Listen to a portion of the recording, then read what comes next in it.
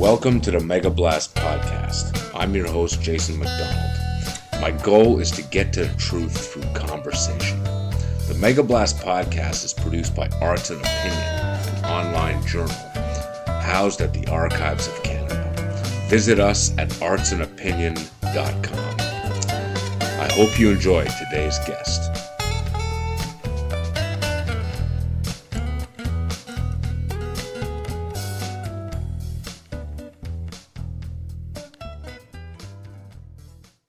So, welcome Chris Berry to the Mega Blast Podcast. Thanks for coming on my podcast. It is my pleasure, Jason.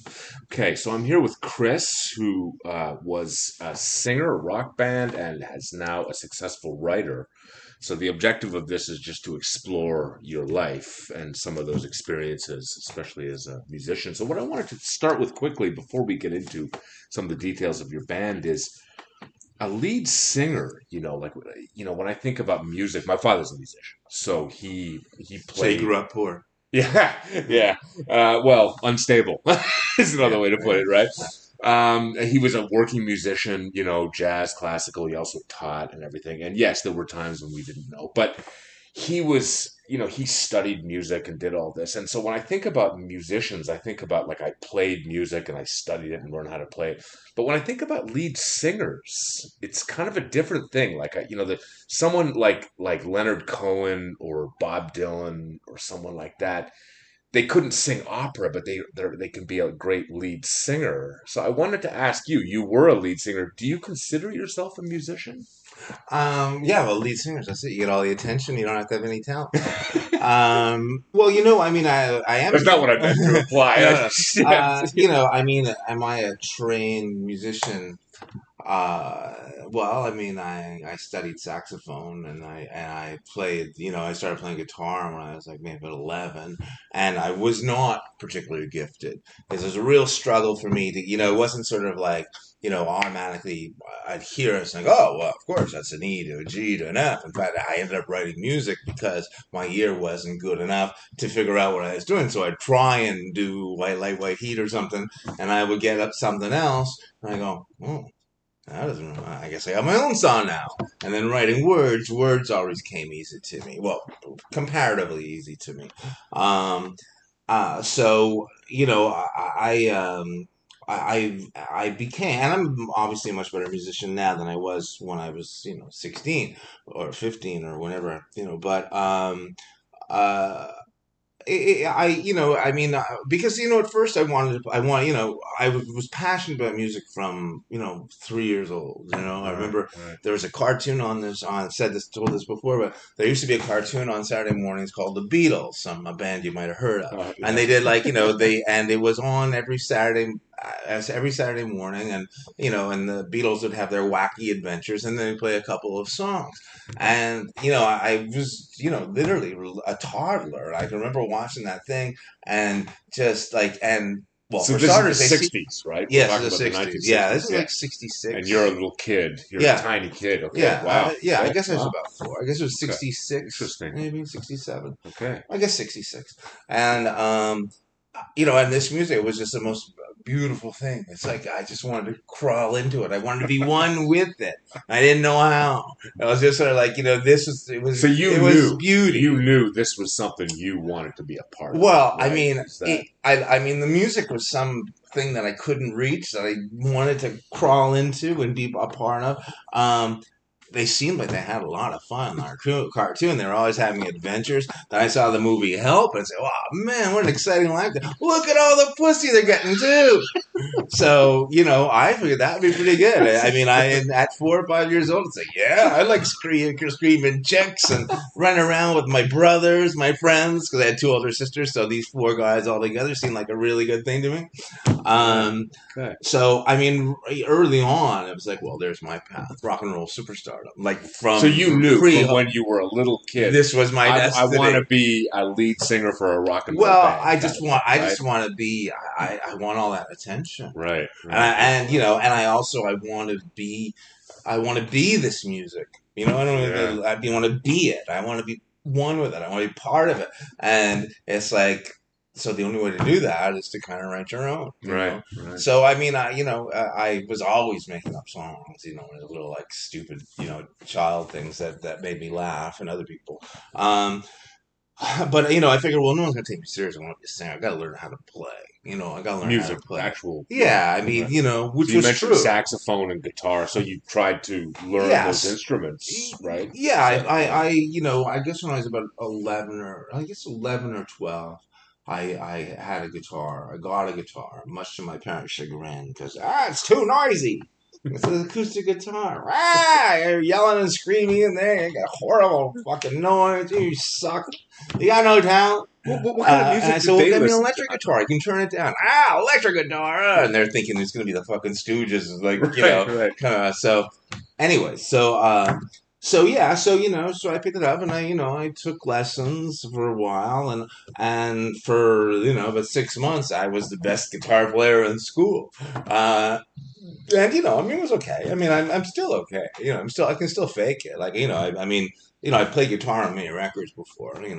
Uh, but That's like Mick Jagger. Mick Jagger, when you see the Stones play every sort of fourth song, Mick goes and gets a guitar and sort of plays third. He just kind of strums, he does a few chords. And he can do it, and he can write songs with it, too, which I think well, you probably did yeah, as well, right? You kind of strum and the words come out with well, maybe respect.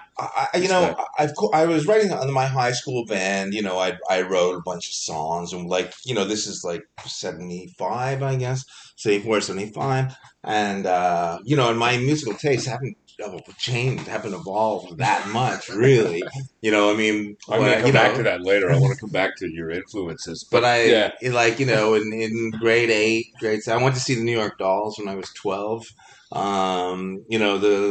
Iggy, Lou Reed, David Bowie, Love Luke, David Bowie, the Kinks, the Rolling Stones, early Rolling Stones. I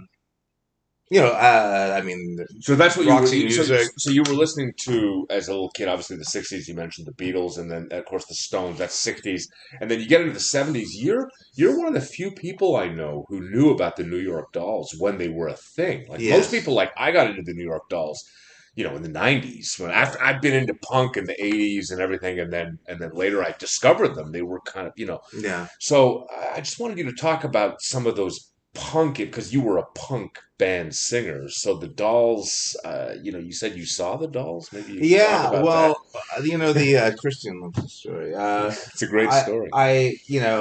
I was a big Bowie fan. I guess I'd been a Bowie fan for about a year. So that's like 19. Ziggy Stardust, it was still just before Diamond Dogs came out. And I saw that gig too.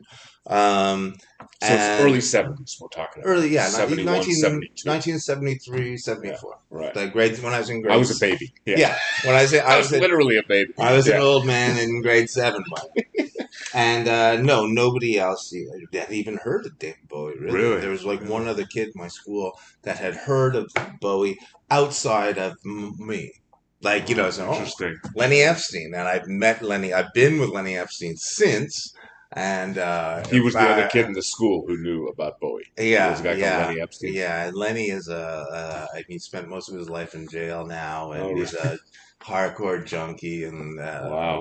we've met over drugs before, Right. but in recent years. But anyways, that's another whole other story. But Lenny Epstein, you could write a book about him. You really could. Maybe I could get him on the Mega Blast podcast. You probably could. He's not doing a bit in Kingston. He sort of dropped out a bit over the past year or so. So might be an interesting guest. But okay, so David Bowie, you said you saw him in 74, the Diamond Dogs tour. Okay. Montreal. But so I'd been a big fan of Bowie, and one of the things I liked about David Bowie is that people were so offended by him. People forget that he's a faggot, this man in makeup dressed like a fucking girl. It's like with eyeshadows. It's a fucking faggots. Right. And this other one, Lou Reed, another fucking queer. Right. Baby want to give you back even when she was giving head. It's like, what is fucking wrong with you? And of course, when I was a kid, the worst thing you could fucking be was a homo. Right. So I thought, well, that's great. I'll tell everyone I'm a homo. Are you serious? Yeah, it'll offend everybody. And it did. It did. But, I was like immature. I was a child. I was thinking it's like, in my, so you're 12 years old. 12. Right. Grade 7. Yeah. So in my in my 12-year-old brain, it's like it's like a homosexual. Subversive. It's Yeah, so was subversive. it. It Right. was Yeah. like it was Right. like a pedophile or Right. something. It would upset people. Right. You know, It shows and how much we've evolved. I mean, because you're right. Like this is even when I was growing up in the '80s, there was still a lot of sort of like you could insult a guy, hey, faggot. You know, you call someone. It was like, whoa. You know, it was like, really. And now, I mean, call somebody gay. It's like, sure, sure. I mean, my yeah, thing who was, cares? You know. my 12-year-old thing was rooted in ignorance. I had nothing against homosexuals. All my fucking rock and roll heroes were homosexuals. So Or bi. I guess Bowie and technically was bi, but yeah, well, yeah, in yeah. 1973, so He was far as gay. anyone's Right, right, concerned, right. Yeah, David yeah. Bowie. Oh yeah, that fag, right? Space Oddity. Yeah, that fag. It's sick. He Yeah. was a leader in that sort of trans. What do you call it? Sort of pushing the boundaries of sexual, Sure. Yeah, yeah, yeah. presentation. Yeah, Also, he was great. Him and Lou Reed, the two of them. It's like they were like and the worlds. Yeah. dolls were the ultimate. I mean, they dressed up in drag. That was Well, their thing, this is right? exactly what I was getting Yeah, to. right. So it's like Yeah, when the first record album came out, there was pretty big hype on it. At least for those of us who read like Cream magazine, right, which right. which covered the Yeah. sort of stuff, a rock scene and stuff like that. The cover, where they're in drag in front. Well, for me, this is the greatest thing ever. I didn't even have to listen to the record to know that I loved it. Or sort of like, this is even better than David Bowie. Even, Yeah. like the same Even thing. more subversive, right? Yeah, that's Even it. more in your face. Screw you. Yeah, Exactly, exactly. yeah. Of course, that was the thing, that ruined their career, really. But one of the many things, I suppose. But What could you describe what you mean by that? Because I don't know. I've never well, heard that before. I mean, when the Dolls came out, there was a big hype on them, right? I mean, it's not like they weren't like a little underground band, even though they were. But Right. they Really? were in all the magazines. They were on rock concerts. They were on national TV and stuff like that. And they had like a fair amount of publicity and press and stuff. And they were they were rejected. And the main thing is, you look at that album So cover just and all the drag was just too that much. that's It what was just a little too far over people on just the. thought that's what they were, that they were these transvestites Right. like Right. me. But Right. I thought that was wonderful, Right. but So that was just so I understand what you mean. They were heavily promoted. They were pushing. They were sort of gonna go places. yeah. And then they came out. They had that album, and some people were like, "Hey, that's cool," like you. But a lot of people were like, "No, I don't want anything to do with those faggots." Or Yeah, whatever, very kind of few thing, right? people thought they were Interesting. great. So Very few people. okay, But yeah. Apologies for interrupting. I just no, wanted that's to okay. clarify what you meant by that. It's really interesting. Yeah. They were, they I thought it was Johnny Thunder being a junkie that it ended was up blowing up the band, but maybe that. no. Well, I got to Yeah, know Johnny Thunder, yeah. but that's another story. Okay. They so they no, they just were they was. I don't know if anyone really expected them to start getting on top 40 radio, although they tried. I mean, that was how Of you did it course. back Of then. You got course. a hit, but they were like like that year, 1973 or 74. I guess the album came out in fall of 73, the first record. It was like and they're like readers poll, best band of the year, New York Dolls, worst band of the year, New York Right. Dolls. Interesting. So Yeah. kind of like the Ramones a few years Right. later. It was sort of like there's a few people that thought, well, this is fucking brilliant. This is Right. like, it's minimal, but it's brilliant, Right. And most people are just like, well, it's fucking talentless fucking losers, of course, I got to know them pretty well too, actually, over the years. Yeah, I want to But return. I want to return to you knowing them because that's really cool, and also to the music. But just you said you saw the dolls. I wondered if oh you, yeah. if you could So describe that.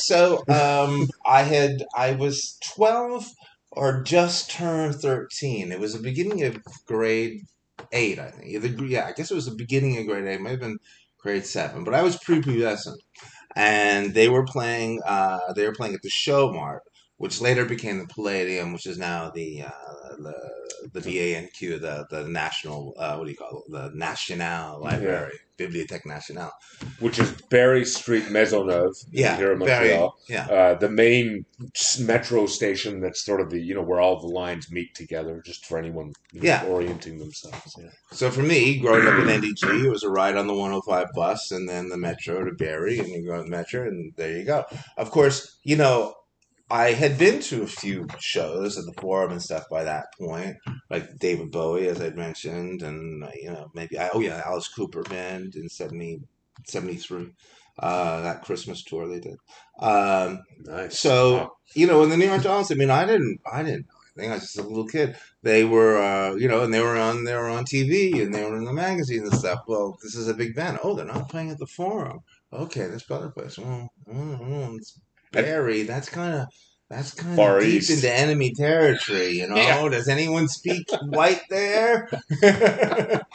Is there Well, there's two things going on. One is that you're from Montreal West, right? The West End, NDG, English speaking, NDG, right? And then the NDG. East End is mostly French, as it still is. But the other thing is that was a really scuzzy. It's still a pretty scuzzy neighborhood now, but back then it must have been. I mean, You I know remember what? St. Lawrence and St. Catherine was Yeah, dumpy as hell, right into the '80s. yeah, I loved So it. yeah, no, it was cool. It was great.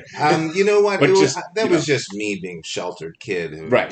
I mean, I grew up in an English ghetto where everybody was English, and when we didn't really go very far. We went downtown, maybe went as far east as the Bay. Right. I'm only Don't 12 never years go old east of here. Morgan's that's an expression. Yeah, That's there you go. never That's go east how of Morgan's. So. and I'm only 12 years old, Yeah, so I've right. only gone downtown on my own a couple of times to see hockey games, to see these gigs.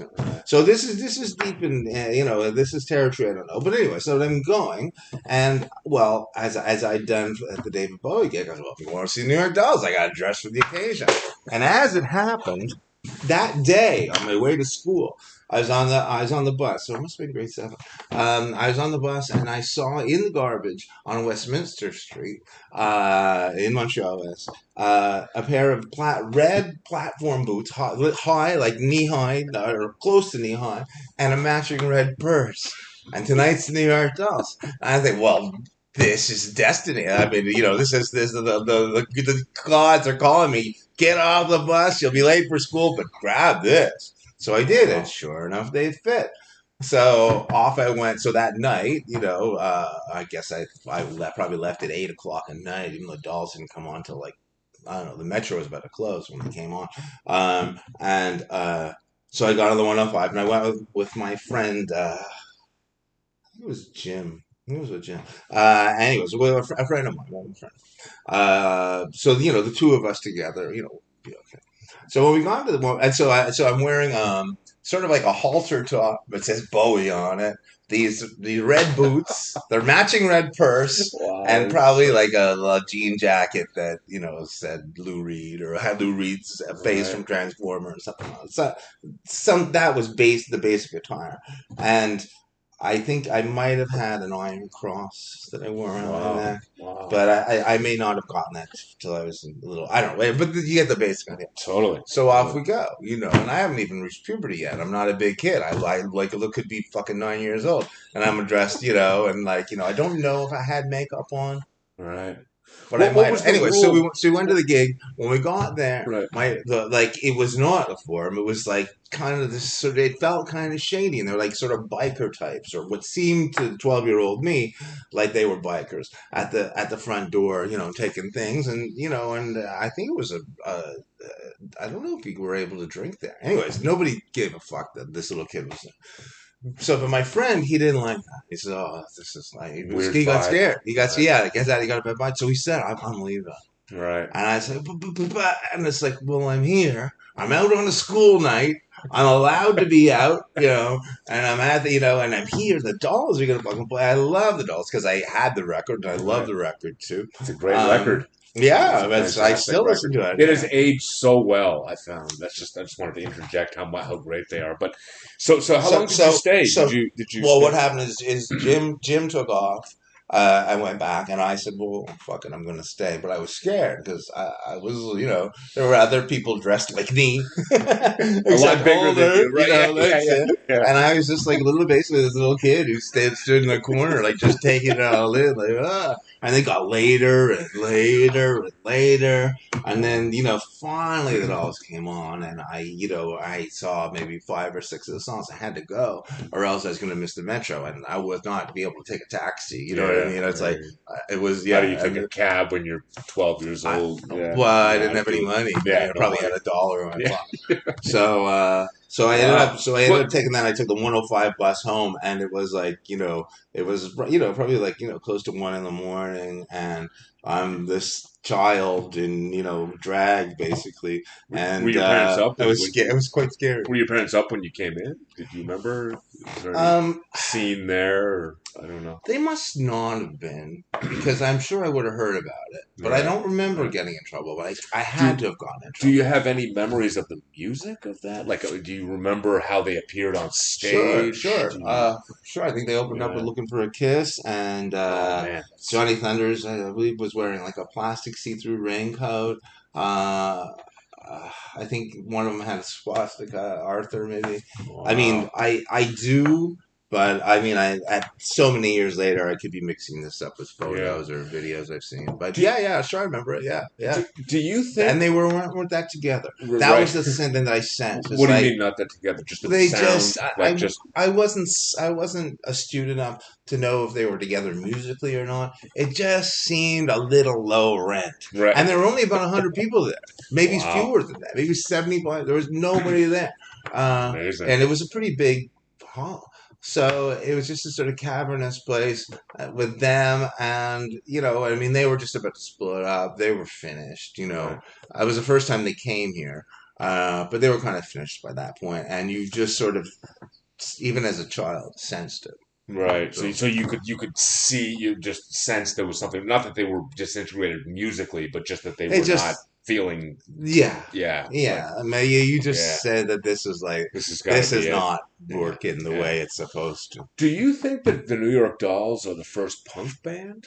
Because like I sort of have that theory that they kind of really were the first punk. I guess I it don't know. depends on what you want to call punk. I mean, the Shadows were punk. You know, um, MC5, some people well, say. yeah, and that's I don't different know. eras, like that, all that Detroit stuff, and then all the '60s stuff, the Seeds, Shadows at Yeah. Night. So what is punk? How do you Exactly. define it? Elvis, Gene Vincent, Link Ray, Link Rumble, Ray, right? sure, Is also yeah. So sure. punk rock, its DNA is just subversive rock and roll, right? I mean that if you had to, I don't right? know that. I mean, it's just like a convenient label, I guess. I Yeah. mean, there is a lineage. I mean, Well, most there's, people think but of punk rock as coming from England because they associate it with the Sex Pistols, yes, and I'm sure you know the story of how Malcolm, who you sure, met. I mean, maybe sure, you could talk a sure. little bit about you knew Malcolm McLaren, right? Yes, well, I didn't know Malcolm, but I did have a long conversation with him at one point, and Really? Malcolm just fucking yacked my ear off for like 2 fucking hours. I was like, I mean, after at first it was like, oh, Malcolm McLaren, interesting guy. And after 91, 92 minutes, it's like, So I gotta he go. So he But really was, as he he's was portrayed, loquacious. He was loquacious, loquacious and full of loquacious. shit. Right. But he was, I mean, I Well, liked he him. was Malcolm McLaren. He's kind of a genius in He, some senses, he right? would have tell. He certainly Yeah. believed that. Yeah. So yeah, but did I know Malcolm? No, no. He was coming to Montreal, and he called me to get together. So he had my Nice. phone number, Nice. but then he didn't Okay. come. We didn't Okay. get together, and then he died. All right. Okay. I want to come back to some of your anecdotes a little bit later, but first I want to talk about your first band. Was it the 222s? That was your first Well, one? that was my first sort of, if you want to call it, professional band. Like And you replaced the main singer, right? Is that yeah, yes. I mean, I had bands in high school okay? where I played guitar and I sang and I wrote songs. So you had Uh, some experience by the time you joined the 222s, in well, some senses, I right? mean, in the sense that, like, I knew what it was to be in a room with a bunch of guys and make a bunch of noise. And, but as far as like gigs, like, what I ever, I mean, the high school talent show, Right. some girl's Well, that's basement with something. with That's not a nothing, mic right? hanging from a wire, from a pole, from a pipe or something in front of you. It's feeding back, and and Yeah. four bass guitar, another guitar, and the voice all going through one amp. So it's Yeah. that experience. Yes, Sounds pretty punk rock to me. I it was. You I know, think it was just yeah. every garage band ever. Starts that way. Through a trainer basement. I read that the 222s had the first recorded punk single in the province of Quebec. Is Yeah, that so true? Is that, the 222s. Yes, I was really quite lucky to hook up with those guys in many respects, because they were well, for starters, they'd been around for about a year before I met them, um, and I was still in high school when I did meet them too. But their singer Jean Flisson, or Brisson, but Jean Flisson, I guess Johnny Shivers and Good name. on Yeah. Anglais. He had started the band with Pierre. I don't know. I mean, their early history I Were don't they know, all French but Canadians? The others? You yes, were the only yeah, Anglo. Yeah, yeah, interesting. and Yeah. Flisson fucked off to New York City to be a huge punk rock star there. Uh, but he didn't, and he was ended up being a go-go boy in the meatpacking district and a prostitute. So that's Wow. what he did in New York. So he Interesting. was, I mean, I didn't know him that well. He seemed like a nice guy to me. He was an interesting guy. I thought he was pretty cool. I thought he looked cool too. But he wasn't a beautiful man either. But he looked cool. He had style, anyways, I mean, he must have looked good enough to To turn work. tricks, right? So, Well, yeah. I don't know how good you have to look to turn trick. But I that's true. guess Well, yeah. he was young. Yeah. He was a couple years Young old. enough. So By I okay. was 16, he So was you 18. joined. I confess I So think they'd maybe. spent a long time looking for a singer, Okay. and they had Yeah. a hard time finding a singer because you either had people that had like the punk rock guy, yeah, and they would like shout to them. They had no real musicality to them. Right. Those guys were difficult guys, so they weren't just going to go for anyone.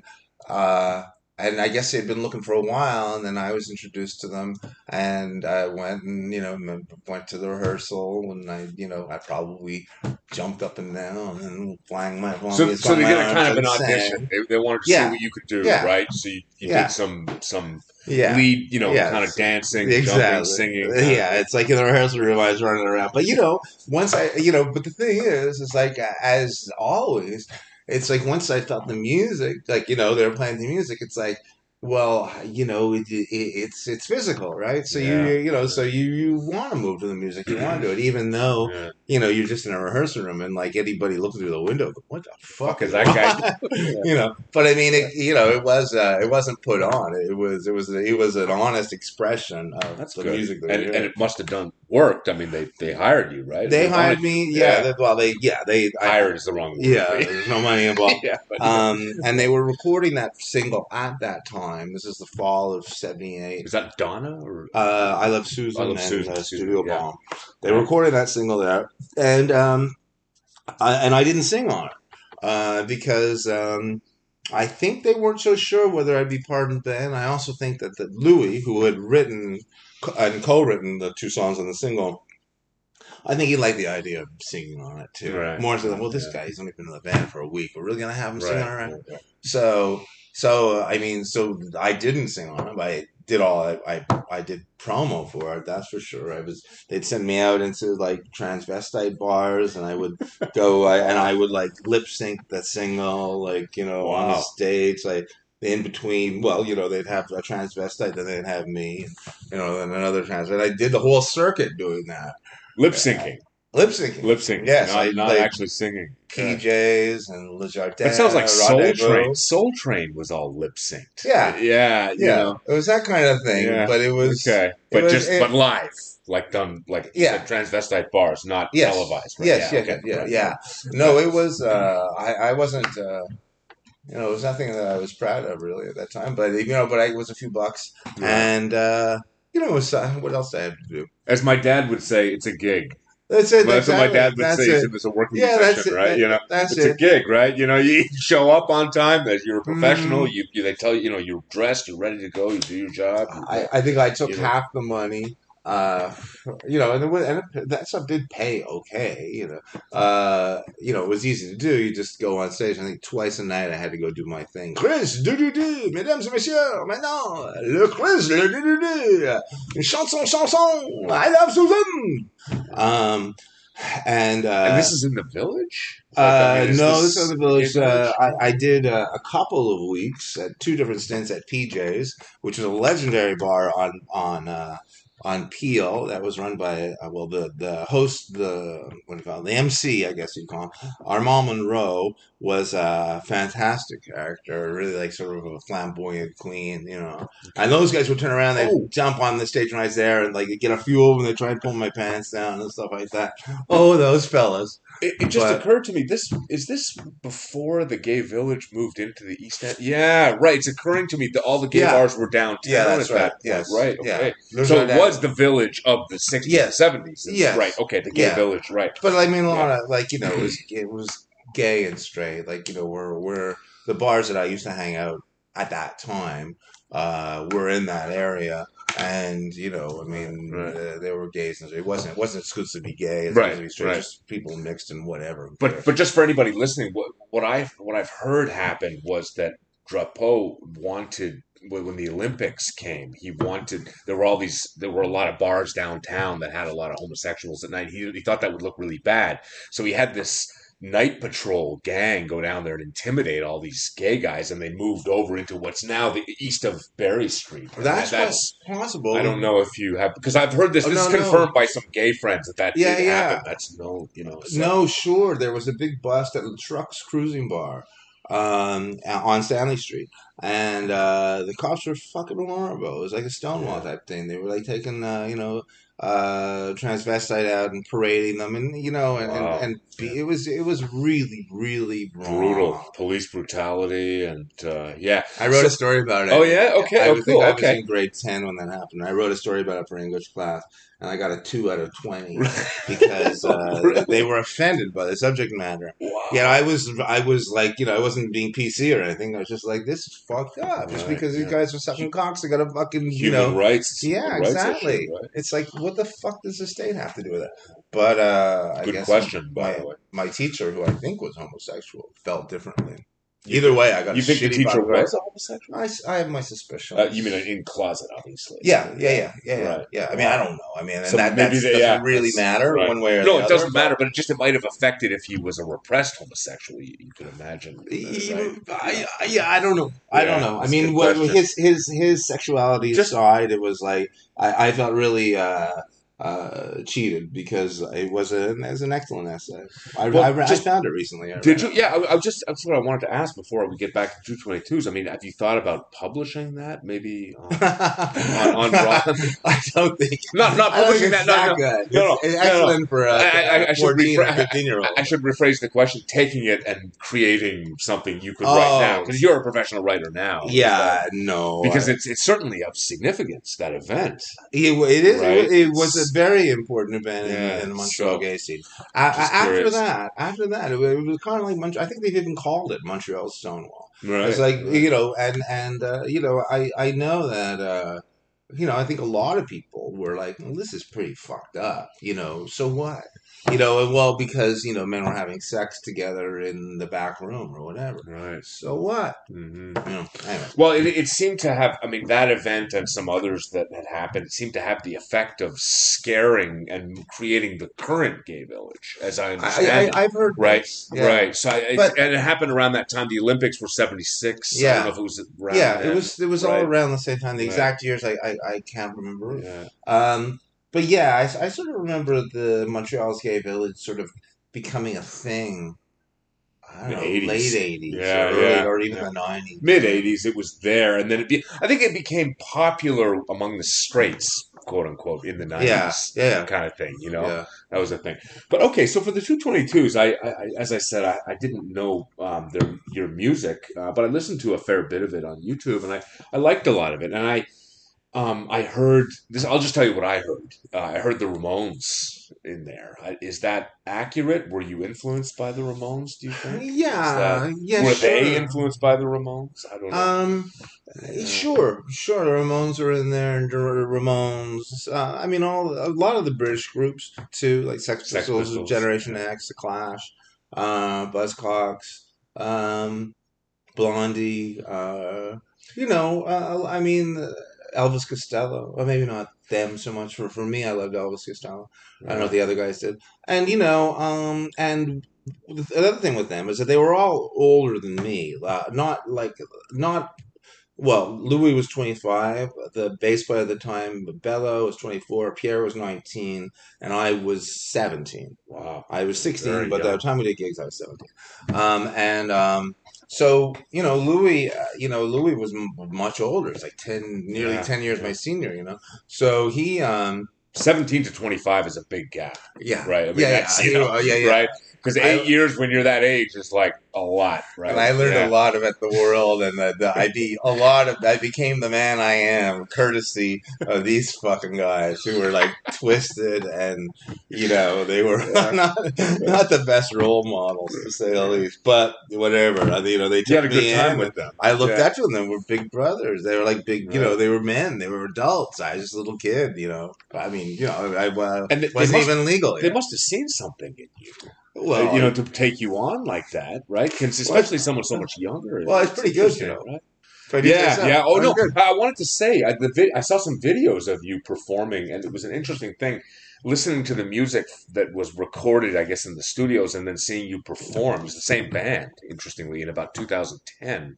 Oh, Uh, yeah, yeah. I, Reunion. I don't know if this is accurate or maybe it was better recorded. It just seemed like the band was tighter in 2010, and I think that is that correct. I mean, I'm I assuming they don't. played music all those years in between. They Yeah. got better. Well, some did. I don't know. No, the band Uh, we were pretty fucking tight back then. Yeah. We sort of Could be badly recorded too. Like it's hard to tell with, Well, yeah, you yeah, know what I yeah, mean. yeah, Like they yeah. could have Well, been yeah, badly yeah. recorded in the studio to begin with. It's hard for me to Yeah, the tell. Right? surviving 222's recordings are pretty, Low uh, four yeah, track pretty machines. lo-fi, Yeah. and Right. Yeah. Right. the stuff that's on the albums, that stuff that's a second generation, mastered from a second or Right. third generation So it could cassette. just be that. It could just be not well mixed, Yeah, and we right. know, because that was the thing with 222's, is that and where I was lucky, because those guys, they could really play and they could write too. Yeah. Yeah. So it was I was very fortunate, because I would have done a band one way or the other, but I wouldn't have been done a band anywhere near as good as those guys. So for them to take me on was a big, I was thrilled. It was a great thing. It was I was really excited, and it was like, we'd arrived, and those guys, we rehearsed like nonstop. We always rehearsing, and by 1979 or 1980, we played like 4 or 5 nights a week, 4 sets a Wow. night at the Station 10. We just Oh wow. all we Station fucking 10 did. Yeah, I on bet St. I Cat yeah near Atwater. Yeah. yeah Yeah. Yeah. yeah I yeah. remember that place. It I was, I yeah. I'm the one responsible for turning that into a venue, actually. Really? Yeah, I knew a Wow. guy in a band called Bacteria who would I lived in the neighborhood, I guess, and he said that he'd managed to like do one sort of half a gig there. And I mean, he was, a raging alcoholic, in the band. I don't know, they weren't any remotely serious band. So, after the riot in '79 at McGill, which 222s were right at the center of it, the Montreal's punk rock riot, at least the first one. Can you elaborate a bit on that? I've never heard of this event. Oh, it was the beginning of January 1979, like January 12th or something like that, early on, and it was billed as Montreal's first punk rock festival, and it took place at the Student Union building at McGill, and there were like four bands on it. There were the 222s, Chromosomes, the Unknowns, which might have been the Normals, and I think the Electric Vomit played on the bill too at the last minute.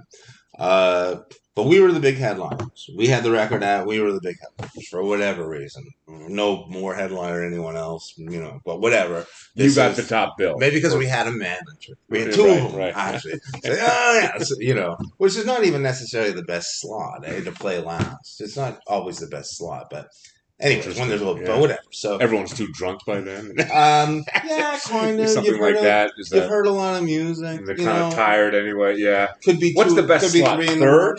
Third slot. It, I it, think everyone's kind of warmed it, up it, and. it, it depends on the Yeah, venue, okay. and how many bands are on the bill. So, but Anyway, you were la- you so were we were the like, you we were were the the main we were act, the right? big, Okay. and so it was very well attended. There was like easily 1,000 people there. Wow. So that's packed, and beer was 50 cents a beer at the time, which even in 1977 or That's pretty cheap. 79, yeah, 879, that was cheap. So, most of the people that had come to that gig were like frat boys. There were people, like anyone that was into what was being called punk rock, or, anything that wasn't, what was being played in the discotheques or on show would attend that because it's like, well, okay, it's somewhere I can go, or other like minded people. There's only about 100 people in the city that were into it back then Hmm. that you ever saw at least.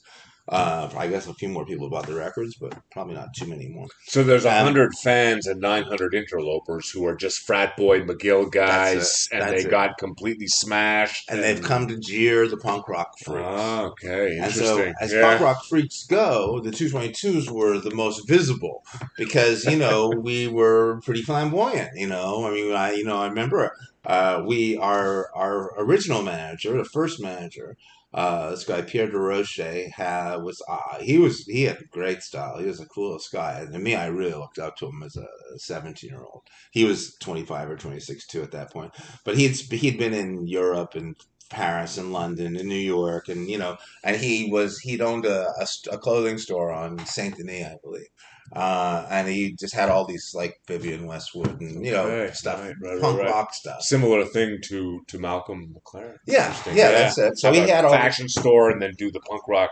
production thing on the yeah, side. Right. and I Yeah. mean, as the 222s could certainly attest, business was not his strong point, but he was certainly, talking like Malcolm McLaren, very much like a Malcolm McLaren type. Not quite as loquacious, fortunately, but that kind of thing.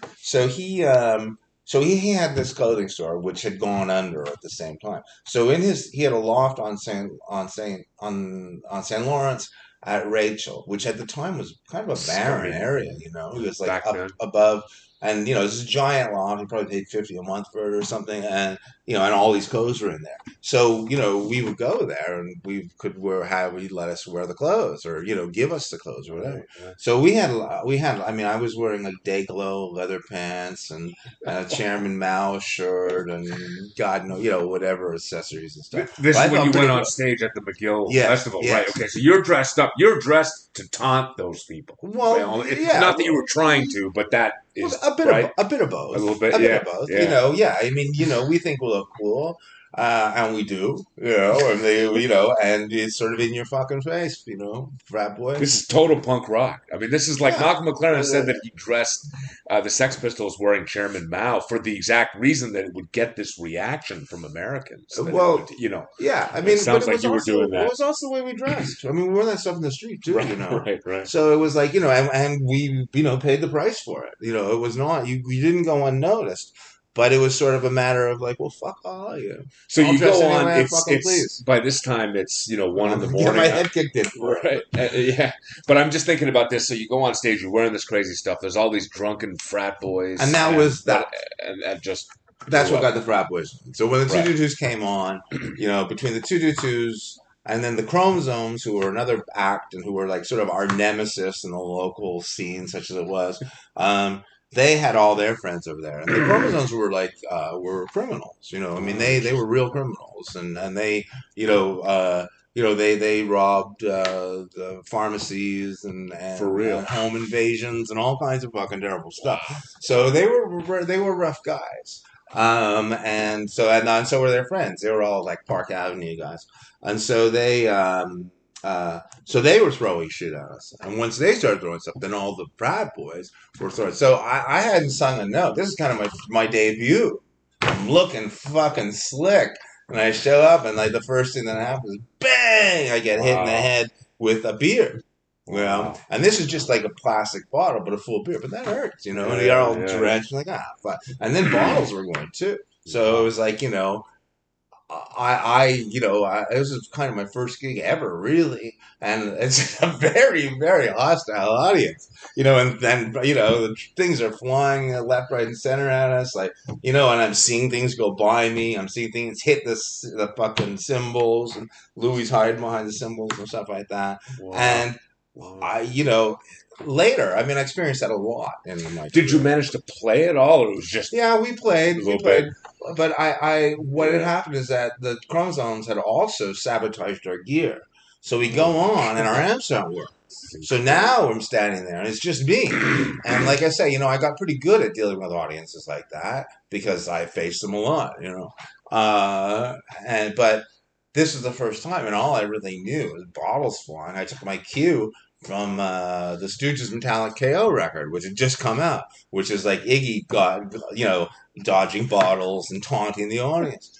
So that's I don't have my own stick down there, so I just figure, okay, well, if it's good enough for Iggy You and can, it sounds fucking cool on Metallic yeah, KO, I'll do it here. But that didn't make things any better, and the next thing you know, there's a riled the fucking crowd. riot. Yeah, And the riot, so they destroyed the student union building, and then went out on the street, and like cars, wow. windows smashed and all kinds of shit, and the riot squad came, and so it was known as the big punk rock riot. And nobody would book for about a year, the 222s in particular, but but nobody could get a gig in town. Nobody would, none of the Because regular nobody venues. wanted their venue wrecked by a They bunch of just, they just, this crazy. was just had a bad taste. This Yeah. punk rock thing. Well, it's fucking shit music, and and these, like it's a stupid fad. It's I just have to say, it's just so incredibly punk rock that your band, like that's like everything I've ever seen in movies about the Sex Pistols and stuff, and the Dead Kennedys and all these other things is sort of that kind of a scene, and you lived through that, It which was is very really much so. cool. It was very much so. So Yeah. we couldn't get played, and so at that point, Bacteria guy had told me about his Station 10. I knew the venue, so I went down there, like little 18-year-old me, I guess at that point, and said, "Look, I can make your venue a happening spot. Right. Right. All you gotta do is book my band. We'll build a stage back here, and that'll be great." And the guy was like, "Well, all we really have here are drunk natives, so maybe we'll take Maybe a we'll get some chance." more. Yeah. And they did, of course. Not. I mean, I guess the 222s were a pretty good little band, really. But I remember thinking at the time. I mean, so many times you can see us run through our 15, 20 songs night after night, set after set. But people were always coming. There were always people there, and I figured that partially because the 222s were a good band. And also because I made a mixtape that played in between, which was like Johnny Thunders and Right. just like music that I liked, which wasn't you weren't going to hear anywhere else. So Right. people would come. I was like, So it was okay, the punk rock club. it Became the became club. that. Yeah. Yeah, it Yeah. became that, and Was nobody played there but us for you were the a house band. year. You were the house band Yes, of we were the Station house. 10 for about a year. It sounds, I Yeah. mean, this is going to sound, I don't know, maybe flattering or I don't know, but the Hamburg thing for the Beatles, the way they went there and they just played, they played two shows a I night guess and they you could got say. really good because it was Well, like yeah. practicing, right? Yeah. We Yeah. never got quite as good as the Beatles, Yeah, no well, idea, yeah. but yes, Yeah. very much so. Yes. Because that's experience, right? You're Yeah, on stage playing every every night, fucking night. right? And Yeah, so, and I mean, and yeah. and then we started playing. We started touring a bit and doing all sorts of gigs. But but we very much, especially because of this sort of punk rock label to us, it was important to us that like, no, we can fucking play, man. Mhm. We're tight, You and wanted to prove that. You wanted well, to yeah. show that you were good and that you really could So do music, and it and wasn't just screaming, kind of, that's yeah. it. And we were tight, Right. I mean, whatever you think of the songs or whatever, it's another thing. But we had to, we fashioned ourselves as like a wannabe professional outfit, if nothing else. And so we were in tune, and we fucking played our, we did make mistakes. We didn't drop songs in the middle of them. Go, ooh, what's the next chord? We were a tight band, and so when we go out on tour with like Teenage Head or something, who were a professional band too. Uh, They were, apologies for interrupting, but I think they were better known, weren't they? than us. Yeah, Oh, I much think more. so. Because I sort of remember them from the 80s. Them and the bunch of fucking goofs were a big punk band. Yeah, Teenage Head is a Uh, little bit before that. They Yeah, were one of the those are some names I remember as Canadian punk bands from the 80s, and right. I don't ever remember the 222s, but just because I'm a little bit Well, younger, and yeah, and we were like, yeah. who gave a fuck So about you this toured shitty little with band from Montreal yeah, that plays Station 10, yeah. So you toured with Teenage Head early on with 222s, and then Well, and then we ended up we did a lot of like every sort of decent band that would come through you'd town. open for We'd them. get the support slot. So Right, we right, played right. Theatre Saint Denis and the Nice. Spectrum and So what were places some like of the bands you opened for? the Velodrome. We headlined the Velodrome. Yeah. But Believe it or but not. so just to understand, like a band would come and you would be the backing Yeah, well, vocals of the band. we So figured, at that time, we just figured we couldn't play enough. Like, right, right, I mean, right. you would probably strategize a little different later, but at that time, it was sort of like, Every time we play, our name is in the Gazette. It's in the Right. Journal de Montreal. They mention it on Showm and blah blah blah. And everyone is going to have heard of the 222s. It's a And good everyone had strategy. heard of the It's 222s. a good strategy. And I of mean, all that, maybe like 0.1% of them like the 222s. big So we deal. would have an audience, and we could draw. Like we and we did like universities and stuff like that, and I mean, we would draw not at the Station 10. Well, the Station 10 we would pack it though. I mean, it would be Right. lined up Right. to get it. Nice. But Did they charge a cover for that? Was that? they must have. Yeah. Yeah, they must Yeah. have. Well, I don't So know. Maybe not. Maybe not. yeah. I remember we'd do a weekend there, and I was fucking styling because I'd walk away with $100 for like my 4 or 5 nights. But Nice. I mean, I could live on that, and Yeah. we did. We all lived together down on, except for Louis at a place, but the three of us at this point it was Joe, my juvenile delinquent friend from going back to high school. He was in the band. Then we all lived. We had an apartment that was like 5, 6 room apartment on St. Martin, just below Notre Dame in Griffintown. We had So back two in washrooms. We had a big room to rehearse. We each had our own fucking bedroom. It was a beautiful thing. It was $120 a month. back when Except we lost. back when Griffintown had no condos, was nothing but storage spaces Oh and yeah, yeah, yeah. and Irish criminals, basically. Yeah, Kind of thing, right? even the criminals couldn't be bothered because there's nothing going Yeah. on. And Yeah. it was like no, it was a dead Dead part area. of the city. But Yeah. for us, it was great because it was like just a quick walk downtown, and at that time, downtown was like guy to feel. Most that's where things happen. So we could walk there, and come back after gigs and bring chicks back and stuff Right. like that. So Nice. it was our little place, and we lived on that. We lived there until I don't know. We were there for well over a year and a Okay. half, and then we lost it because. Between the four of us and our manager, we couldn't find the $120 one month. Couldn't afford it. Couldn't afford $120 That's a it. month. Yeah. Okay. So But this I is mean, we were all on welfare, yeah. I mean, Louis had a part-time job in the SAQ, the liquor store. But the rest of us were, whatever we scraped from the pennies we made as a band and welfare or Yeah. whatever. Whatever. Beg, borrow, steal. Yeah, and welfare was nothing then. Yeah. Welfare was $125 a month. So not barely So, enough to one of your checks would have to go pay the whole well, rent. that's Yeah. it. That's Yeah. it. Then you'd have $5 left over for It a may case of not even beer. have been that much. It may have been less, Yeah. 150. It was Okay. outrageous, even for the time. Right. Okay. So just before I want to move Hmm. on to And yeah. nobody would hire us anywhere, anyways, because, like I said, we dressed. Right. This is Yeah. how this was us. So you're We you're didn't all just put tripped out. costumes on Yeah. for Yeah. Yeah.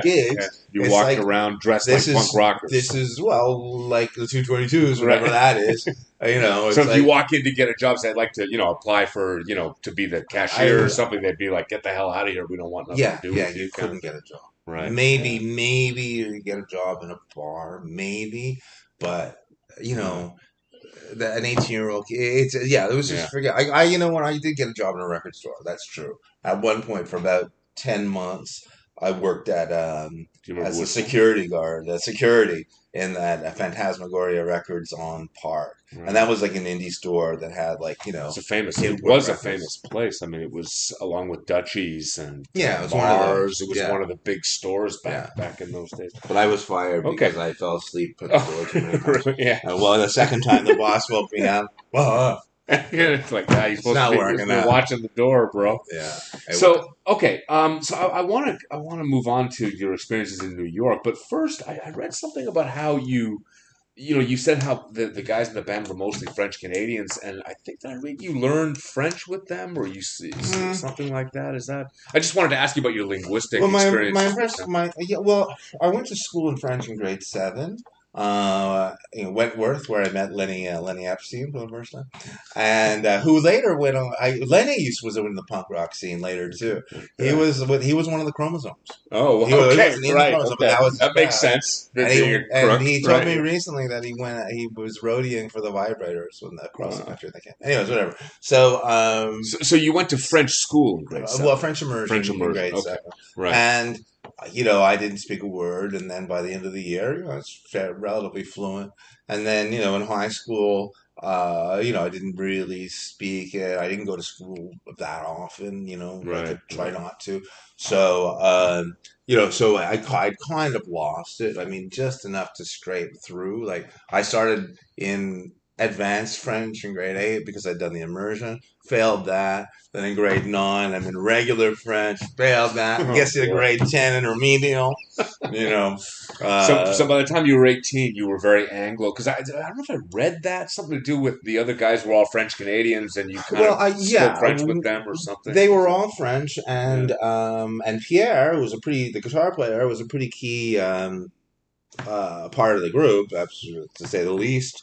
He didn't speak any English, Okay. so And the working language of the group was French because French. they were all francophones. So Yes, that's yeah, it. So, it's interesting. Yeah. I mean, and so if I wanted to get, You want to at work with first I them, just shut up and right, did what right. I was told because I was just thrilled to be in the band.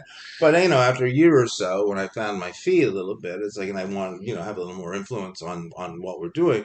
I was like, well, I better do this in French if I'm going to be Yeah. here. So, and then I mean, like I say, we rehearse all the time. I was always with those fuckers, so it's like, I had been relatively fluent a number, 4 or 5 years before in grade 7, so I, So you kind so I of picked picked it it up back very, up, very right? quickly. Yeah, Yeah, I mean, I'm curious too. Did they want to get an Anglophone as a lead singer? I think Was that so. they wanted a guy I think without an so. accent who would sing, I think so. right? He'd Yeah, sing in English, I right? think so, and I Yeah, think that they felt, at that time at least, I think they felt like, wow, the French, we never make good music.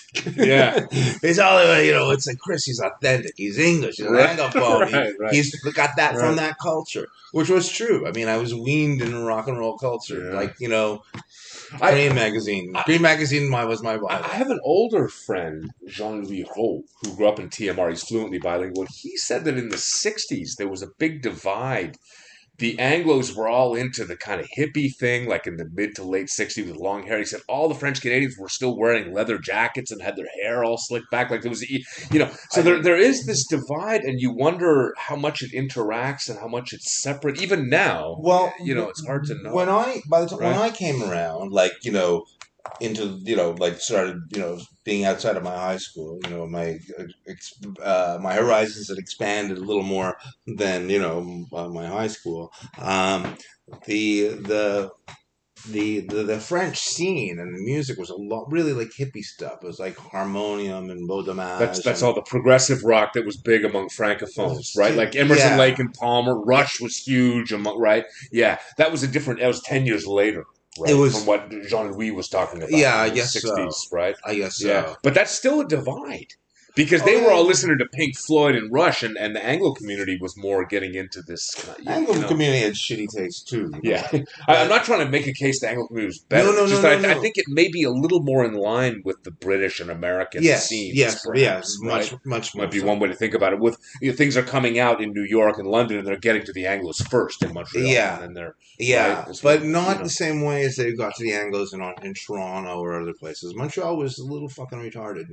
It's like for instance, the Dolls. I saw them in '74, like a couple of months before they split up. They played Toronto in their heyday.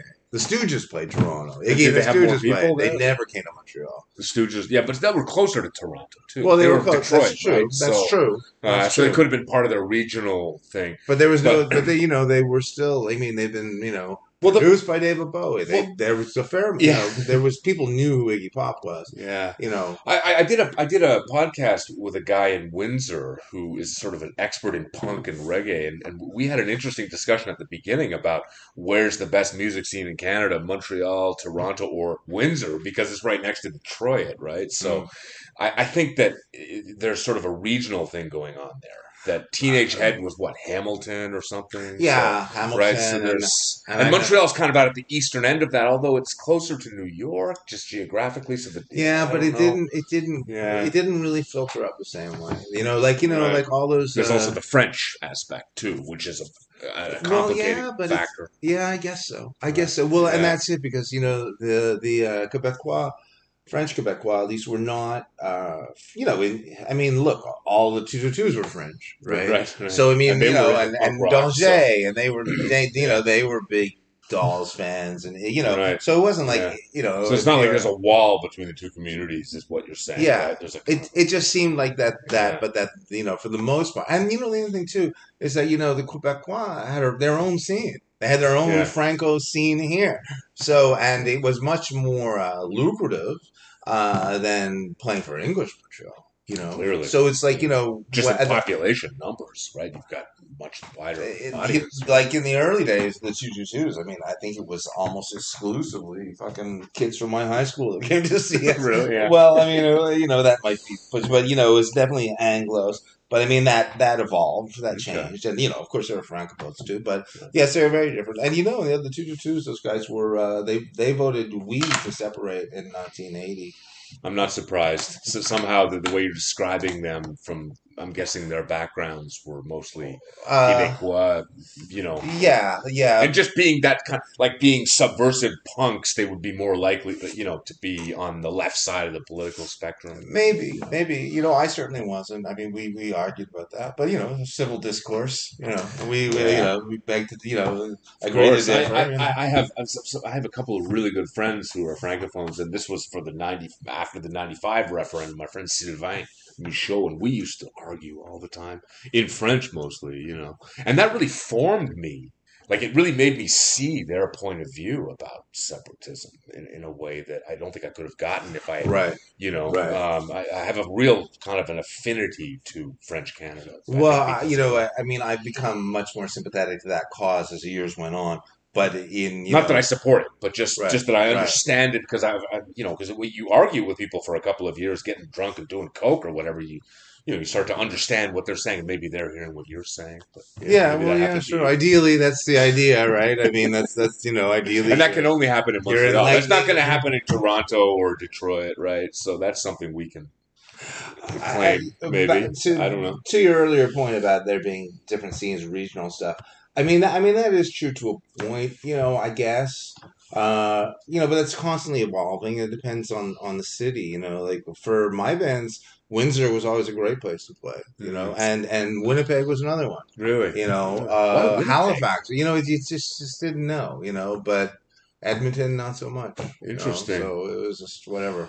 Yeah, yeah. I mean, it's some places Halifax not a very big city. My wife and I went there recently, and we saw like there was a thing out in the park. There was a DJ there playing like all kind of like really good rap, like Biggie Smalls and stuff, and the crowd was really into it. And I was like, this is really cool. Right. This is and other places you go. I mean, Edmonton seemed very. I was there once a long time ago, just spread out and really dull, and suburban.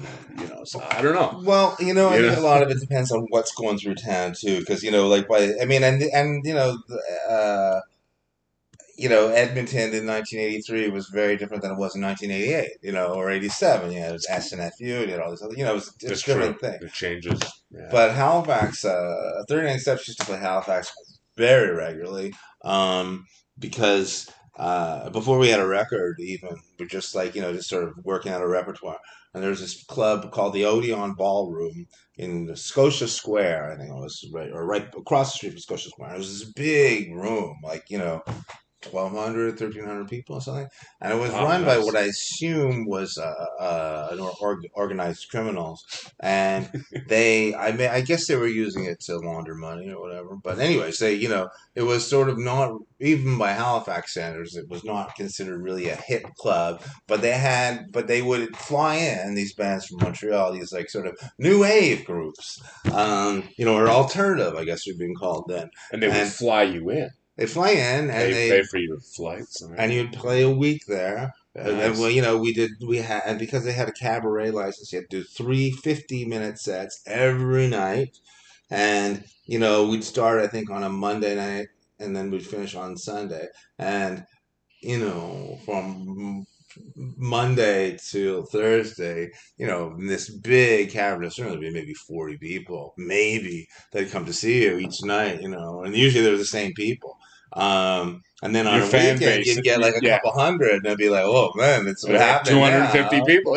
Yeah, yeah. So, but it was like the New York Dolls at the Palladium, Right, at the right. Showmar. It was like this big cavernous room, and us, it's like the same fucking set. But they kept hiring us and giving us more money.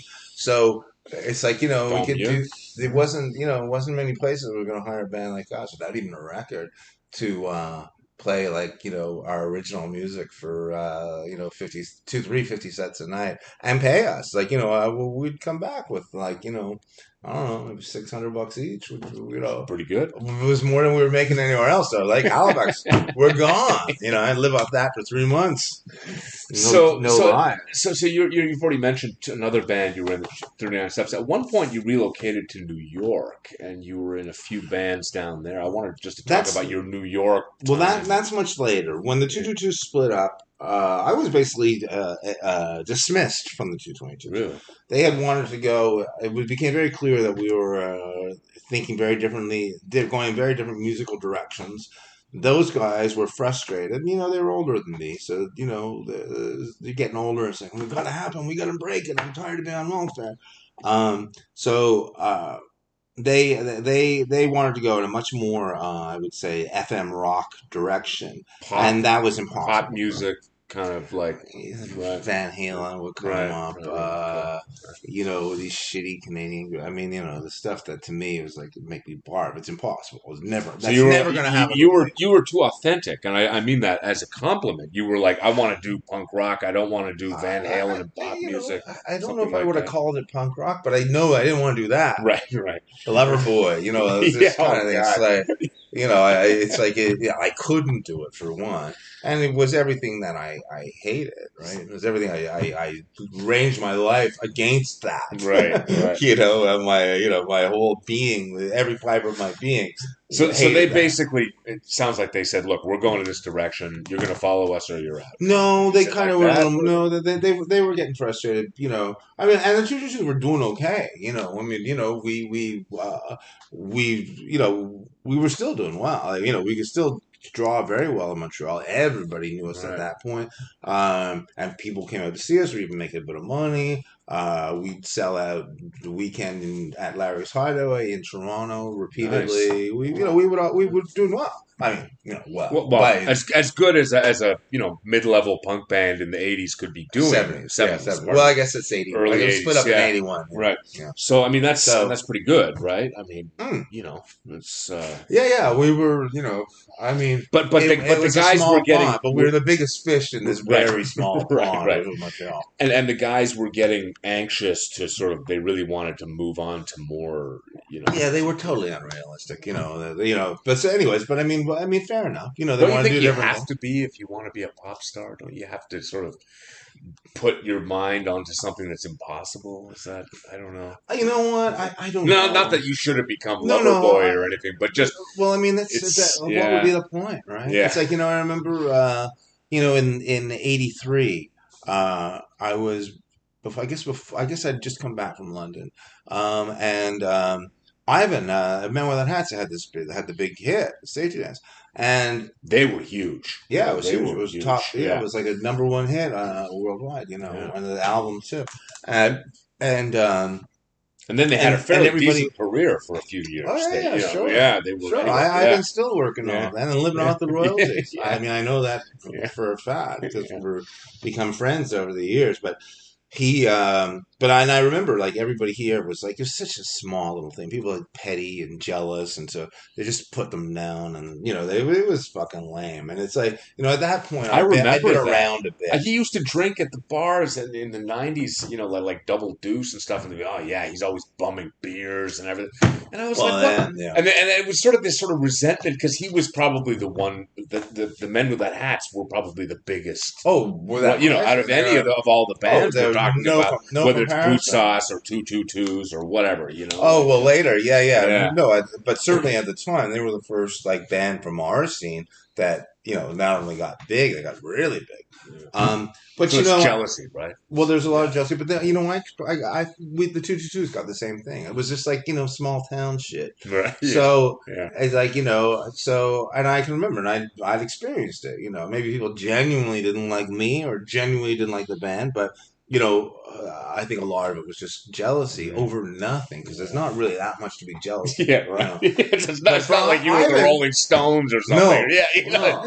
yeah, living large, right? For Ivan, it was a little different because Ivan really was doing, Right, and right. I can remember like sticking up for Ivan and saying, fuck off. He was jealous. It's like, Yeah. yeah, their record stinks, but it's a big fucking hit, and Ivan's an okay guy, and his brother's okay too, and you should just be happy for them. It's like it's good for them. It's like, but the reason why I bring that up is because Also, I it's can a remember bet. the time I always wanted to hit. But I didn't want to hit that I'd be embarrassed Right, about it. It right. wasn't worth it. It was Well, like I wouldn't want safety dance. Well, I want the money. really, yeah. No, Well, I was just gonna say, like myself the personally, money. I don't listen to Loverboy, and when I was 10, I liked Rush, but I don't really listen to them anymore. But I still listen to Metal That House. I like that. I think I really enjoy. It's a very new wave sound, very different. It's not a punk sound at all, but I liked them. I think they were good. Yeah, I thought they were. That's my personal opinion. Yeah, that's it. So I mean, I don't think it's bad. I don't think you can have a hit that big that's bad. Of course you can. Of course you can. Yeah. It basically has to be bad to be that big a hit. I mean, he's a close common denominator stuff. But no. I mean, I don't want to be dissing Ivan for sure. Not that he fucking cares, but well, he's counting his money. Yeah. But I mean, and maybe if I went back to it, I would feel differently. I know Ivan was a decent lyricist, if nothing else. So I'll give him credit for that. But I'm just saying, for me, like so we were saying when I went to London. So after the Two split up, I went to London. The Two I was basically kicked out of the band. I stuck around here for a little while, and what the fuck am I going to do? I was 20 years old, and it's like, this is what I was. This is what I did. And like, now I didn't have the band. And so it's like, well, okay, I'll put another band together. But it wasn't so easy. And it was definitely not so easy getting people that were anywhere near as good as the 222s as those guys. Yeah. So it was like, well, and nobody was really into the music that I was into here. They still weren't. It was still, they were either chasing the trend, or they just basically wasn't into rock and roll. Mm-hmm. So I figured, well, okay, I got to leave here because what else am I going to do? I'm not going to get a job. I can't fucking go straight. That's impossible. I couldn't have done it. So that was literally not an option. It's just like I'm a punk rock singer or a punk rocker, and I got to live this life. I'm just so if I can't do it in Montreal, I got to go to New York or go to London. Yes, that's it. I couldn't have taken a straight job, or I mean, it just wasn't who I was, right? Okay. So I mean, people say, "Oh, you're lucky you got a vision. You know what you want to do." So it's like it's not what I know what I want to do so much. It's like I know what I don't want to do, right? And that's go straight. It's like, and I never did. Praise the Lord. Interesting. But it's interesting. So you say that, so you feel more like you were pulled. I mean, that's what you're describing. Not pulled, but you're not. It's sort of the opposite. It was destiny, Jason. Right, destiny. Right. No, but people have this idea that you're like, if you're you're driven and but it's whenever I hear people like you describe, they always talk about like writing music. They say it just came through me, like, and it always sounds like that's right. Is that possible? But what you're describing is sort of not so much your driving, but something pushing you. Exactly. Right? Exactly. Yeah. It was funny. It was funny. The first time I ever performed straight as a singer on stage, it was the weirdest thing. I didn't know what I was going to do. Well, I don't know. I'll find out. Music starts playing and stuff, and I'd seen Iggy Pop in '76, I guess, with David Bowie. And it blew my mind. It was sort of like so fucking. It was the greatest thing ever. Changed my life, man. I mean, so I didn't know. I didn't know what I was gonna do. And there was only about 700 people at that gig. That's a lot of people knew David Bowie was there. Oh, at the Bowie gig. At the Bowie was only yeah. Wow. Okay. So but the band starts playing. It was like some force picked me up and said, and just made me move and run around and do my things and it was like some. I was like, I mean, it's it's that's happy, really cool. But it was like being possessed. It was like some force, and that force, whatever that beast is, some fucking attention-seeking spirit or whatever, it gets in me, and it's like, and it animates you.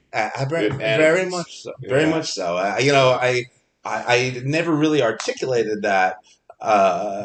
for a long time. But then I realized, well, that's what it is, And so even if I was to do a gig now, which I'm not likely to do, but if I was to do a gig now, and I have done them some relatively recently, like over the past 10 years, I guess that's recent when you're my age, but uh, the good gigs that are good is when that creature finds me. Yeah. when that force that thing finds me and puts me out there, and then you don't think about it. You just do it. You're you in the just don't. moment, Yeah, right? You're in the moment. You're just doing it. Yeah. I mean, this and you is. become one with the music. Yeah. I mean, this is what I think that people are looking for when they're fans of music. And that's why go, like, you could say, why go see a show when, you're going to be sweating and it's going to be hot. No, but there's some, because most of them, no, boring. but there's something about being present with that artist is better than seeing them on a TV set.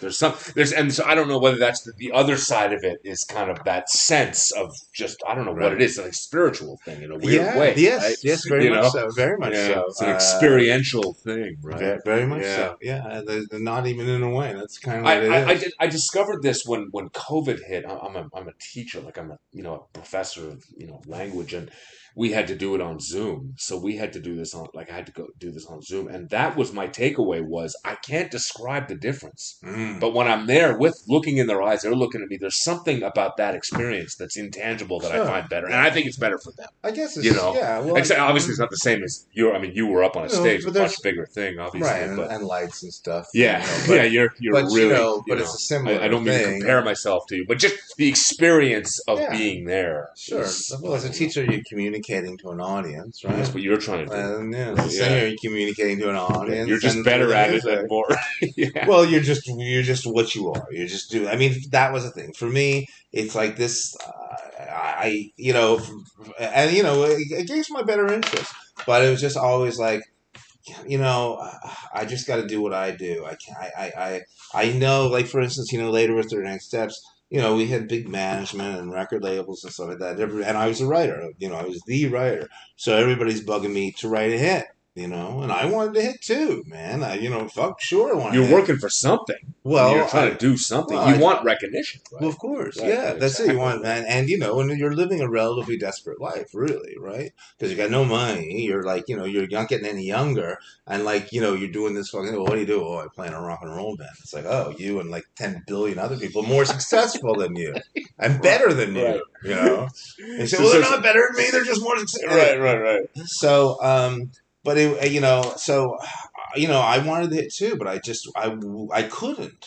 I couldn't bring myself to write what was on the radio. Right. I could have. Interesting. I could have. So you were capable of doing it, but there was something in your being that was like, no. That's it. That's not what I'm going to do. Even though I could, put the pen to paper and say, I love you, baby, I love you, whatever, come up with the whole love song. Yeah, and I did do that for other artists. I write songs for other people, but I'm not going to fucking perform. Interesting. I just do it for money, but I'm not going to put my name on it. Right. I'm not going to. You have a reputation. You have a reputation. Even without a reputation. Yeah.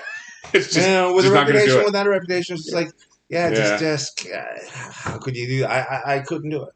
I wouldn't be able to look at myself in the mirror if I sort of became whatever was popular. I couldn't do it. It's like, what was the point? When I started with the punk rock thing, I mean, so naive, but I wanted to change the cultural landscape. Right. It's like, it's naive at all, and you probably did. I don't know that much of it. No, I honestly, I think we shouldn't underestimate, even if you never get totally famous, you did something. You were a part of the scene in Montreal. You shouldn't underestimate in Montreal, that. Yeah. And you were performing all those days. People were watching you. I mean, you know what I mean? Those are individuals who maybe some of them are like, wow, this band's great. I'm really having a good time. And then later on, they're talking to their friends or something to that. I mean, that's true. And many people have come up to me later and said, hey, yeah, for sure. Yeah, all right. Well, so people had better careers than me. Yeah. Well, yeah. I want to return a little bit later to the sort of nearly touching success thing, because that's an interesting philosophical question. But in New York, right? You were in New York for a number of years, and the scene in the Woody Allen movie is something. Just I'll just describe how what I saw, and then you can tell me how it came about. It's Hannah and her sisters, and they're in CBGB's, is a famous club in New York. I think it's CBGB's, and Woody Allen's sort of all nervous, and she's snorting coke, and he's all kind of, and you're the band up on the stage, right? And so I wondered if you could say how that came about and just talk about that a little bit, because that's a huge deal. You're in a Yeah. Woody Allen movie, man. That's like, An Academy Award winner. yeah, right. Six Yeah, awards. I forgot to And you mention. know, shitty movies don't win those awards. Yeah, yeah. But moving on. But is that your hit? It just occurred to me. Uh, Is that your pop? I suppose You it know, might be you have an Academy Award. I mean, a sideways Academy well, Award. I suppose if anything I did could be called I'm a not hit. trying to insult you. No, no, Yeah. you can't insult me. Yeah. I'm much too fucking thick. But just the But way you mentioned the Academy Award, and it made me think that's a very mainstream thing, and you were kind of yeah, tangentially a part of it. I don't yeah. know. I mean, you know, I mean, I could. This could be a long story, but I'll try and do it. I'll try and do it short quickly. I After the 222s, I went to London. I met this girl that I was fucking had another girlfriend who was in London. Her boyfriend was Brian James of the Damned, and she was She was a photographer uh, for Melody Maker and The Enemy and Sounds and all these things. So she was right in on the scene there. And she came to Montreal one day, and this girl who I was no longer seeing, but I was still friends with, who was actually Erica M of Much Music. Erica Yeah. M. Wow. So There's a Erica, blast from the past. I remember she was on Much Music for many, many years. yes, that's right. Yeah, She was a big yeah. DJ star. Anyway, so Erica introduced me to this other girl, Erica Eckenberg, who was in London and we're very well set up there. And because I had expressed to Erica I had to get out of here, you know, I had to Tired of Montreal, want to move on. Yeah. you know, like sort of like going to the big leagues, you know. And so Tired of playing in the minor league, you want to, yeah. so step it Erica up. was hooked in with everybody, and she'd informed me that Glenn Matlock from the Sex Pistols was looking for a singer. So she'll tell him about me. So I gave her a tape of the 222. She brought it back to England with her, gave it to Glenn, and then got a call a couple weeks later from Glenn saying, "Hey, you sound great, man. There's blah blah blah blah. Blah. You know, when are you coming? Let's do this. I think we should do this band." Wow. So it's like, okay, that's good. You know, they had a record deal on Rack Records. Mickey Mose produced the Animals, and Herman's Hermits produced it. Wow. Anyway, so This is moving up. I mean, well, this yeah. is Sex Pistols. It was a real Animals, thing. Yeah. And you know, their record deal, and they're playing London and stuff like that. So you know, and UK, and they were Glenn had just come off the Sex Pistols and the Rich Kids, which are another successful group. So great. So when I got there about a month later, I hooked up with Glenn. The first night I was there, I went to the Marquee, and we hung out, and then we went with Glenn and a few other people, guys from Generation X and these other bands, famous groups like in punk rock circles at least. And we ended up at the Marquee, where I was introduced to Andy McCoy from Hanoi Rocks, who was sure that I was a new speed dealer in town and wouldn't believe me when I said, "Look, I just got here. I got on the plane this afternoon. I don't know where to. Come on."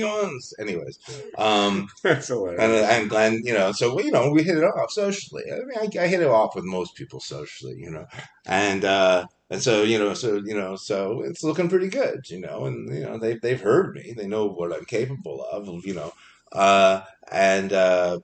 So Glenn says to me, at the end of the night, so yeah, Chris, you're a real swell chap or whatever fucking English thing, Bloke. Good bloke. Yeah. Maybe. And you say, I literally am a bloke back home in Quebec. Literally, anyway. He said, but, so, man, you sing like Michael Jackson. We've got something here. Nice. And right away, my heart sunk. Michael Jackson. I see. Yeah, okay. He was listening to my tape. Yeah. Billie Jean had just come out that week. I got you. I'm like, Michael Jackson? No, I don't sound like Michael Jackson at all. So anyway, the day 2 later, we start, rehearsing this thing. And, when it's fucking clear, like, when I go into rehearsal, Glenn says, okay, Chris, what do you want to play? because I didn't have any of their material yet. I said, I don't know, maybe something with the Stooges, you know. And Glenn was the only person who knew the Stooges. Funhouse. Right? The other Oh yeah, guys, the yeah, other like guys, down yeah, on the street actually. yeah, down And the Glenn street. was the only guy who fucking knew the Stooges in the group, and I was like, oh, that's a bad sign. And the other guitar player was this guy James Stevenson, who had been in Generation X, later version of Generation X with Billy Idol, and ended up playing with Gene Jezebel. Wow, Yeah, they're pretty crappy, big but name. Well, yeah, no, but it's a so. big name. And Yeah, yeah, oh yeah. These yeah, guys no, were, yeah, yeah. I mean, yeah. James was basically doing session work. Like he was, going down, like playing the Continent with various bands and stuff like that. He was a professional musician. And they had this deal on Rack, which was Mickey Mo's label. And the drummer, who was not a bad drummer either, was Mickey Mo's son. So Mickey Most, I mean, was his day had been in the '60s, but it was still a pretty good setup. And for me, 20 years old, just coming off the fucking boat, literally, it's like I walked into this wonderful thing. Wonderful. Makes sense. Except it wasn't. It wasn't. It wasn't. It was like I was the wrong guy for them, and they were the wrong man for me, and so that sort of fizzled as quickly as I started. Wow. So I'd been in London. I started playing. Ian Asbury from the Cult. I picked up a manager there, and this manager who was like giving me money and sort of sending me around. He had he was managing the Cult or the Southern Death Cult at that time. And Ian split and started to sing with Billy. So the other guys needed a singer. So I went and played. I went up to Bradford to play with them. And a couple of weeks was like I knew exactly why Ian had left the band and started that wasn't going to work. Came back to London and singing shit. Then another guy. Then I had another hookup with this guy Henry Padavani. Henry Padavani had been in the Police. He was originally started the Police. Wow. And when Andy Summers got in the group, Henry was kicked out. They used to tease him because he didn't dye his hair blonde. He ended up playing with Jane Cowdy instead. But Henry, Henry had good taste. He knew his rock and roll and he could play. And he had a band with Pete Farndon, who had been the bass player of the Pretenders, and Topper Headon, drummer of the Clash. Yeah. So this was their sort of super group. And they needed a singer, and they wanted somebody that wasn't famous, that not everybody knew. And I was young, good looking, I had some style, I didn't dress like everybody from the clothes that they wore on the King's Road because I didn't have the money. I had my weird Montreal fashion, which is do it yourself. So, not that I was any fashion player, but I know I looked different than other people because everybody stuck else out in certain yeah, way. yeah, that's Yeah. and I, and I in a good way. They're like, this guy's different. Like, yeah, something new. That's yeah. And I tended to get attention one way. Or the other. So did you join this? Well, this is it. So I started. They gave me there's some material. I wrote a bunch of lyrics. I maybe wrote 3 songs. And then we were rehearsing on Monday. It's going to be our first rehearsal. And I'm going to sing these songs with the lyrics that I've written for their material. I probably had a week or 2 with it. And then I ran into my manager at a party that night. I just happened to bump into him at a party in Kensington. And he said, yeah, Chris, the thing on Monday with Topper and Henry, it's not going to happen. I said, oh, no, when did they get another singer? Did they get somebody that they think better? I said, no, Pete OD'd last night. And he OD'd. He died of a heroin overdose, and that was the end of that band. So I was basically rock and roll life, right? Literally, that's well. So that was it. So it's just one, many like potential things, one after another, and then each thing went to shit. So ultimately, I didn't have much money when I went to London. I think I maybe had like £600 in total, and I wasn't going to go there. I wasn't going to get a fucking job there either. So I would, getting a job is not a thing, right? I didn't want to be anyone's boy. It was bad for my soul. Couldn't do it. You're a punk rocker at heart. I just was not the boy, So, so anyways, I didn't have to because I had this manager who would throw me money. Not a lot, but enough to get by.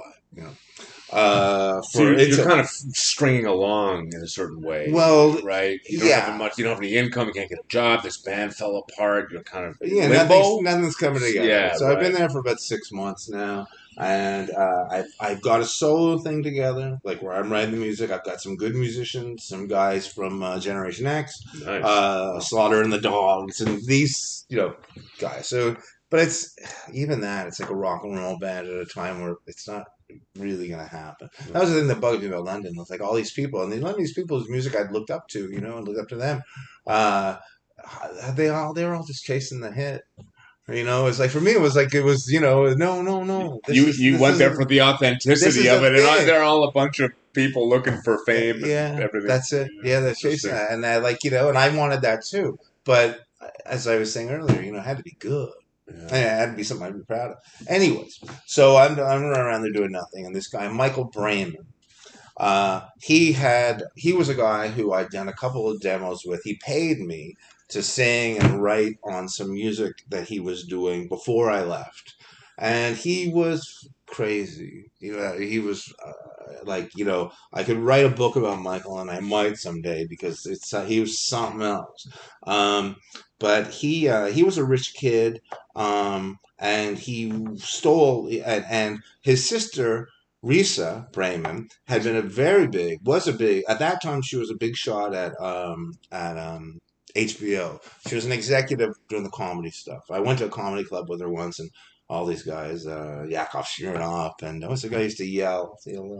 Oh, Sam Yeah, Kinison. Sam Kinison. Is this They in New were. York or in This is London? that's in New York. In New York. When Okay. So yeah, by this sorry, time, that's yeah, later. Yeah. right. Okay. So So this is so just I'm yeah. all over. I'll do it It's quickly. okay. It's I'm all okay. over the place. I It's realize. all right. It's okay. Um, I'm trying to situate things. So so I'm in London. right. My I'm not turning out to be a very good investment for this manager. I've got this sort of band together with some material, but we've got a lot of work to do before we're actually going to be like get any money, get a deal or anything like that. And I'm living really, really hand to mouth. And the place where I had been living with a few other people, we didn't have the reds. And the landlord, Again. Scottish guy, came, big Again. Scottish guy, came with a few bruisers one night, and I was there, and he said, "Look, you either tomorrow I'm coming here tomorrow morning, and you either have the red or you're gonna die." Or you're not here is what he's Well, really telling you. you He's either telling pay you the right. rent, but Or don't fucking be here don't be because I'll exactly. kill you. And he made he was like he was something from Minder or some British TV Or show. Train Spotting. It sounds kind of like that guy in Train Spotting who was totally crazy. Anyway, he was Scottish and he could hardly understand him. I know Yeah. that. Yeah. So okay, so you had to get the hell out of I there. had to leave Right. quick. I had to get out of there quick, and I had nowhere to go. I stayed with my manager for a couple of weeks. Then this fucking kid, I hadn't sleep my couch. Buy him a plane ticket to New York just to get him out of here. Well, I Right. ended up on the street, Oh right? my So I God. was like, had nowhere to go, and next to no money, and I certainly couldn't afford hotel rooms or anything like that. Wow. So I was basically sleeping in the park, the train station, going, Shit. thinking, well, this is temporary. I mean, this is. I'm not going to do this tomorrow. I'll find so and so, and they'll put me up, or I'll do this, or I'll hustle, I'll get some money, whatever. But like this is not going to happen. But what happens? How long did it go on for? Well, A couple weeks. it felt like a fucking years, but it was not that long. A few weeks, maybe. A few weeks on the street's a long time. Well, if you're not a 2 street nights person. on the street is a long time. Yeah. You Yeah. don't realize like it fucks you up. I mean, you can't really sleep. You got nowhere to go, and it's fucking boring. Yeah. There's nothing to do. Gets cold at night, even in the summer. Yeah. There's So, people I fucking remember we used to sleep in Victoria Station sometimes. And other Wow. rubbies would sleep there too, and they would stink of piss and stuff. And Oh, it's like, man. oh, what's that? You're sleeping. So, It's like, oh man, I gotta move. Let me ask you something about that. Did you feel like, hey man, I'm living the punk rock life here. I'm sleeping on the streets in London. Hardly. Or was it like I gotta get the fuck off the street? Well, yeah. Was it a low point or was it a high Oh, point? definitely a low point. Definitely. Oh yeah, Okay. about as low as it gets. Yeah, But it is real punk rock. I mean, you were on the streets in London in some senses, right? Sure. Yeah, I don't know. But it was, it was. No, it was not good. But anyways, this Michael Brayman guy, that might have been one of the reasons why I was on the streets too. And he left me. I was on the street in New York too for a while. But he somehow we were communicating. I think I would call him collect from call booths. You could do that then. And he had a lot of money, so you just take the call, Oh, yeah. And he was hyping me all this and said, "Oh man, my sister's she's going out with a VP at Sony, or then it was CBS. He loves the records. He thinks your voice is great. I showed him some pictures. They wanted me that's just that and the other thing. And I already knew that Brain was a fucking lying lunatic. But it's not like I was doing that well in London. And I said, but I did have this sort of band that I was putting together. I'd written the songs, and so uh, I said, he said, come back to, come to New York, come to New York, come to New York. And it's like, I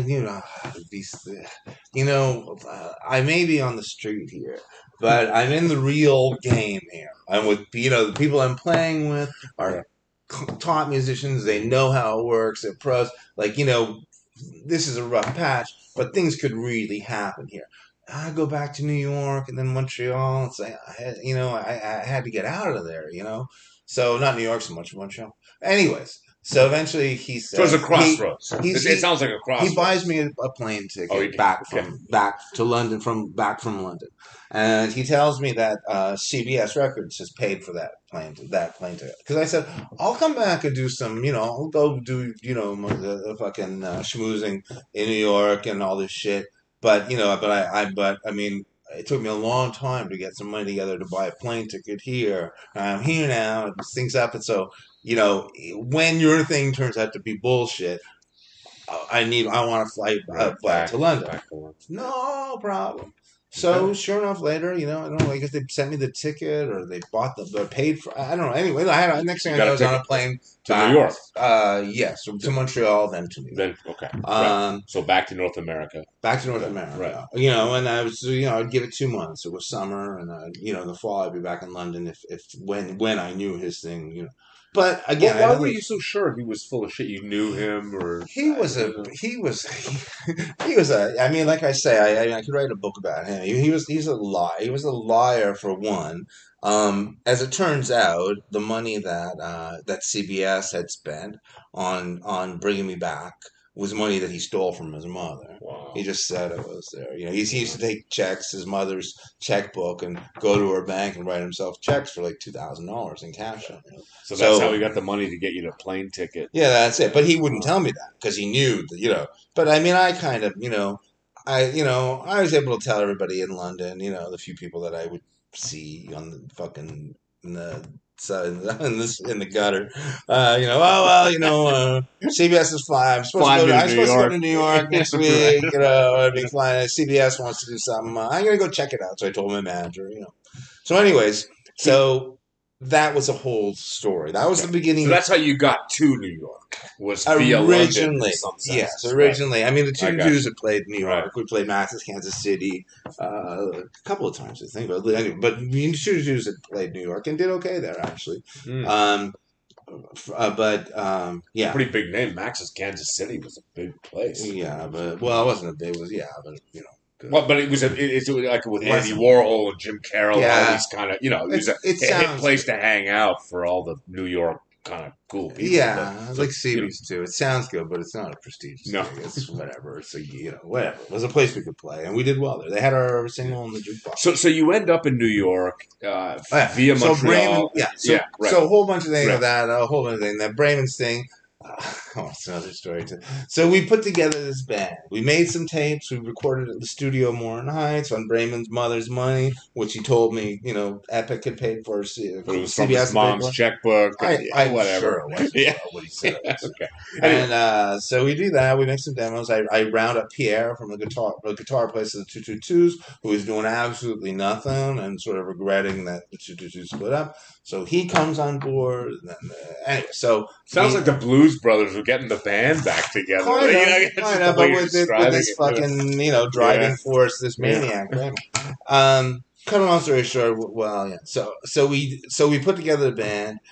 I mean, that's a whole other story. I won't go into it, but it's a good, funny story. But we go do a gig at Trax on 72nd Street because now they've heard these tapes, they like them. I've been down to New York with them, and I have met a lot of these people. So, and I know they really do like the tapes.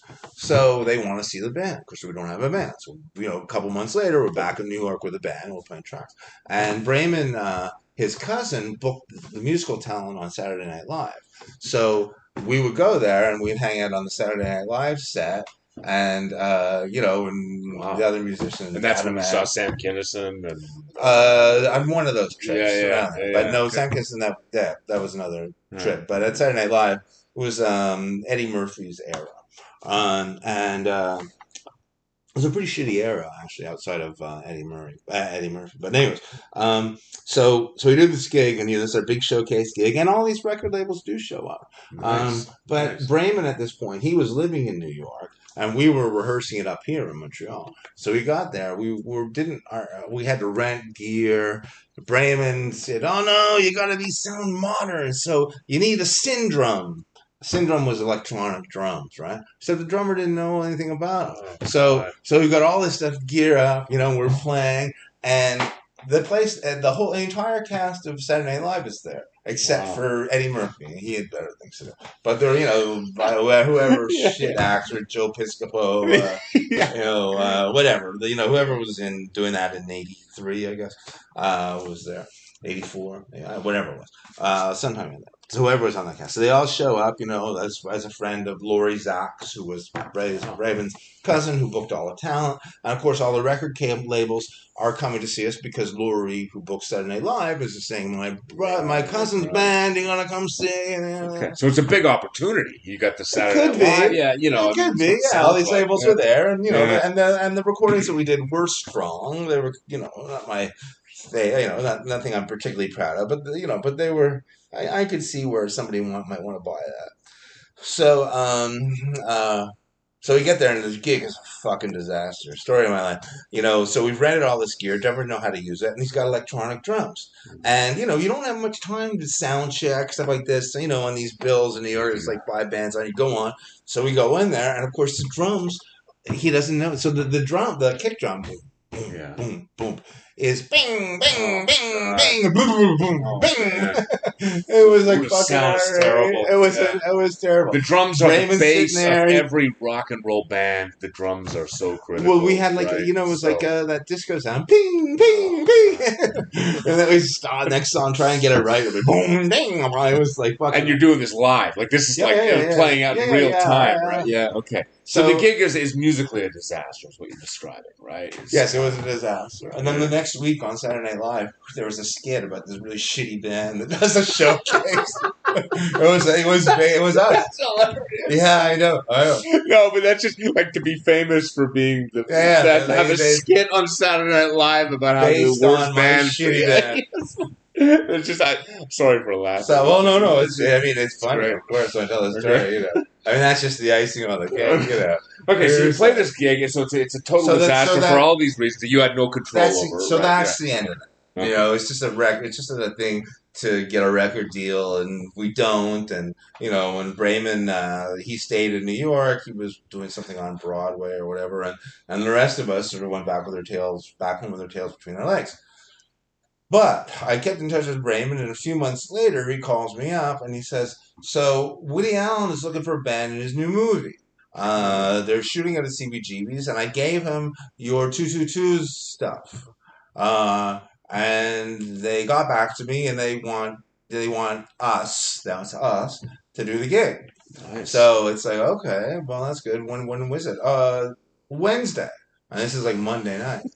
And, we're not very resourceful, right? We don't have, money. We don't, so just getting down to New York and rounding up all these fucking band, such as it was at that point.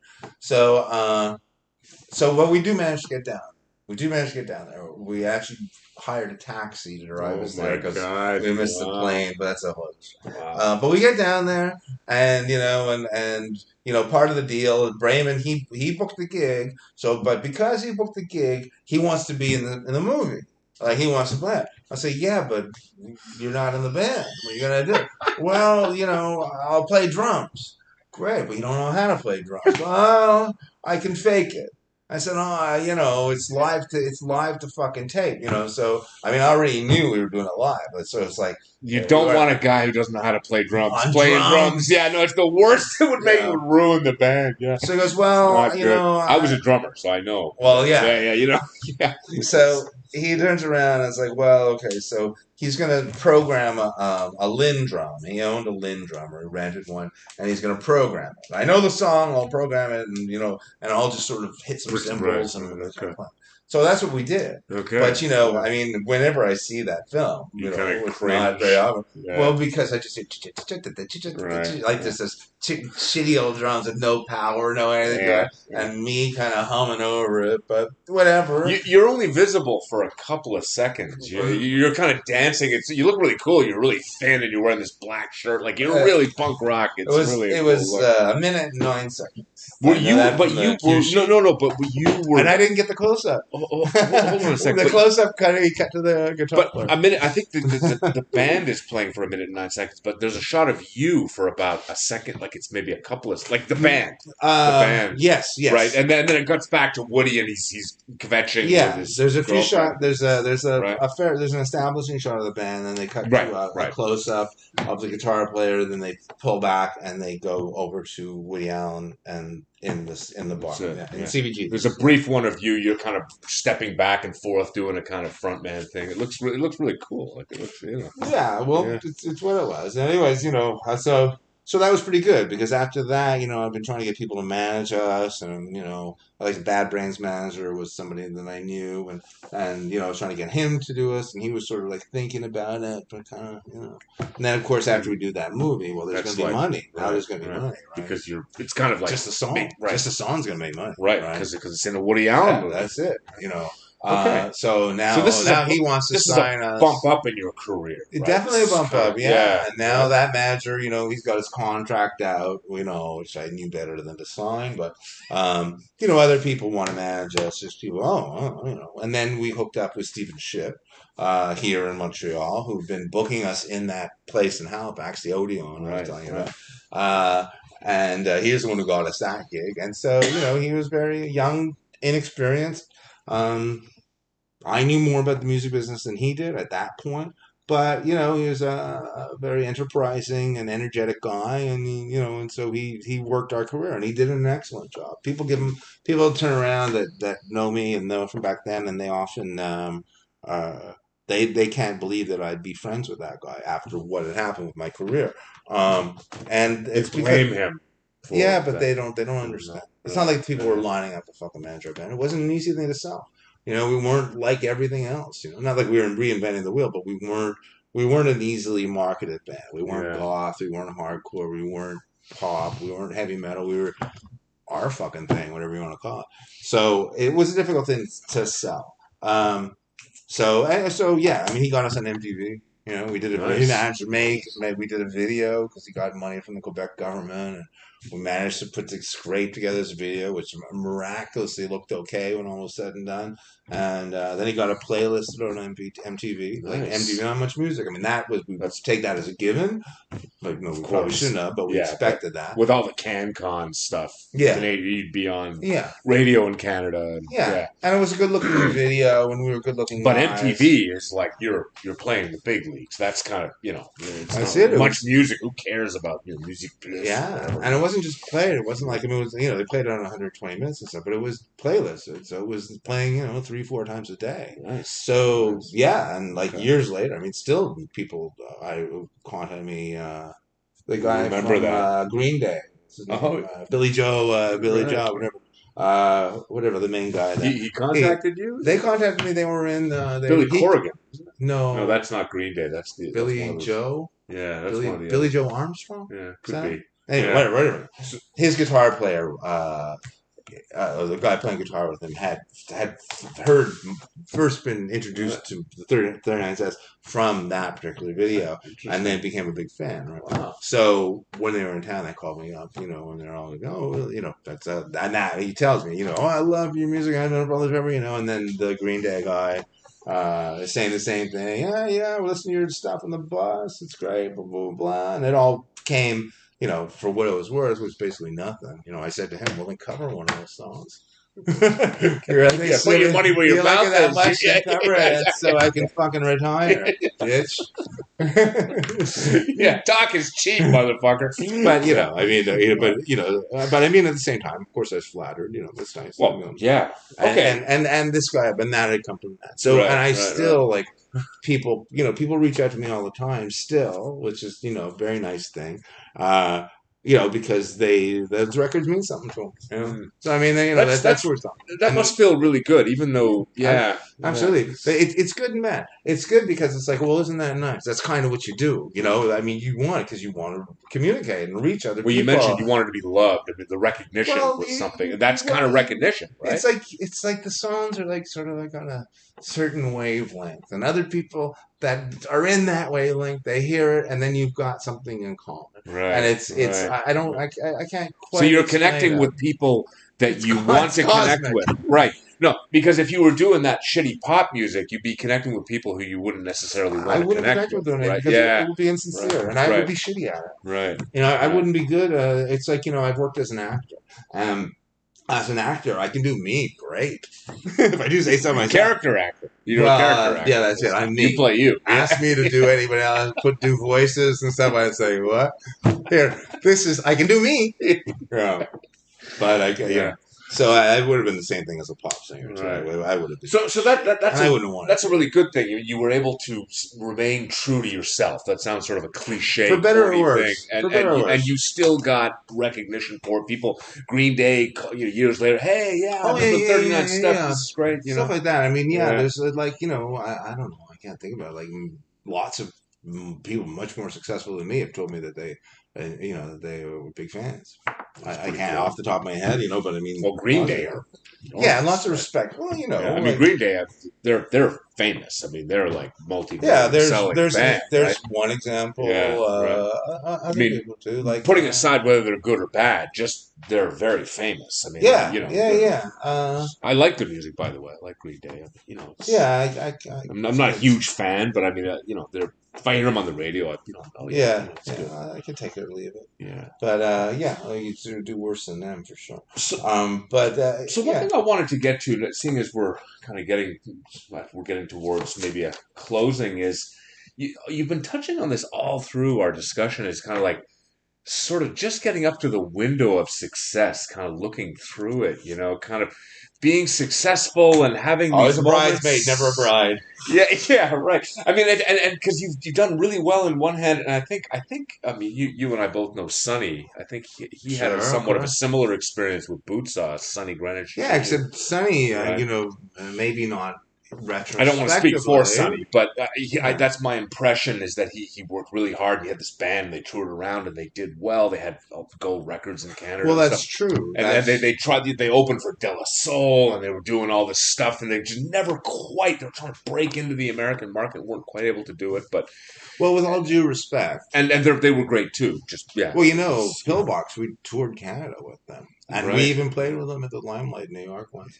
And that was them doing, basically kind of doing us a favor, but it wasn't really the same audiences, but whatever. But It was, but just but we were able to. We toured Canada with them, so the whole tour. that's really cool. So But that was, that. I mean, I wouldn't say it's an act of charity on their behalf, but well, Sonny's they a super did. guy, and he'll help out people who Yeah, he's yeah. close Well, to if he yeah. can. We had the same manager Yeah, too. Steve Shipp.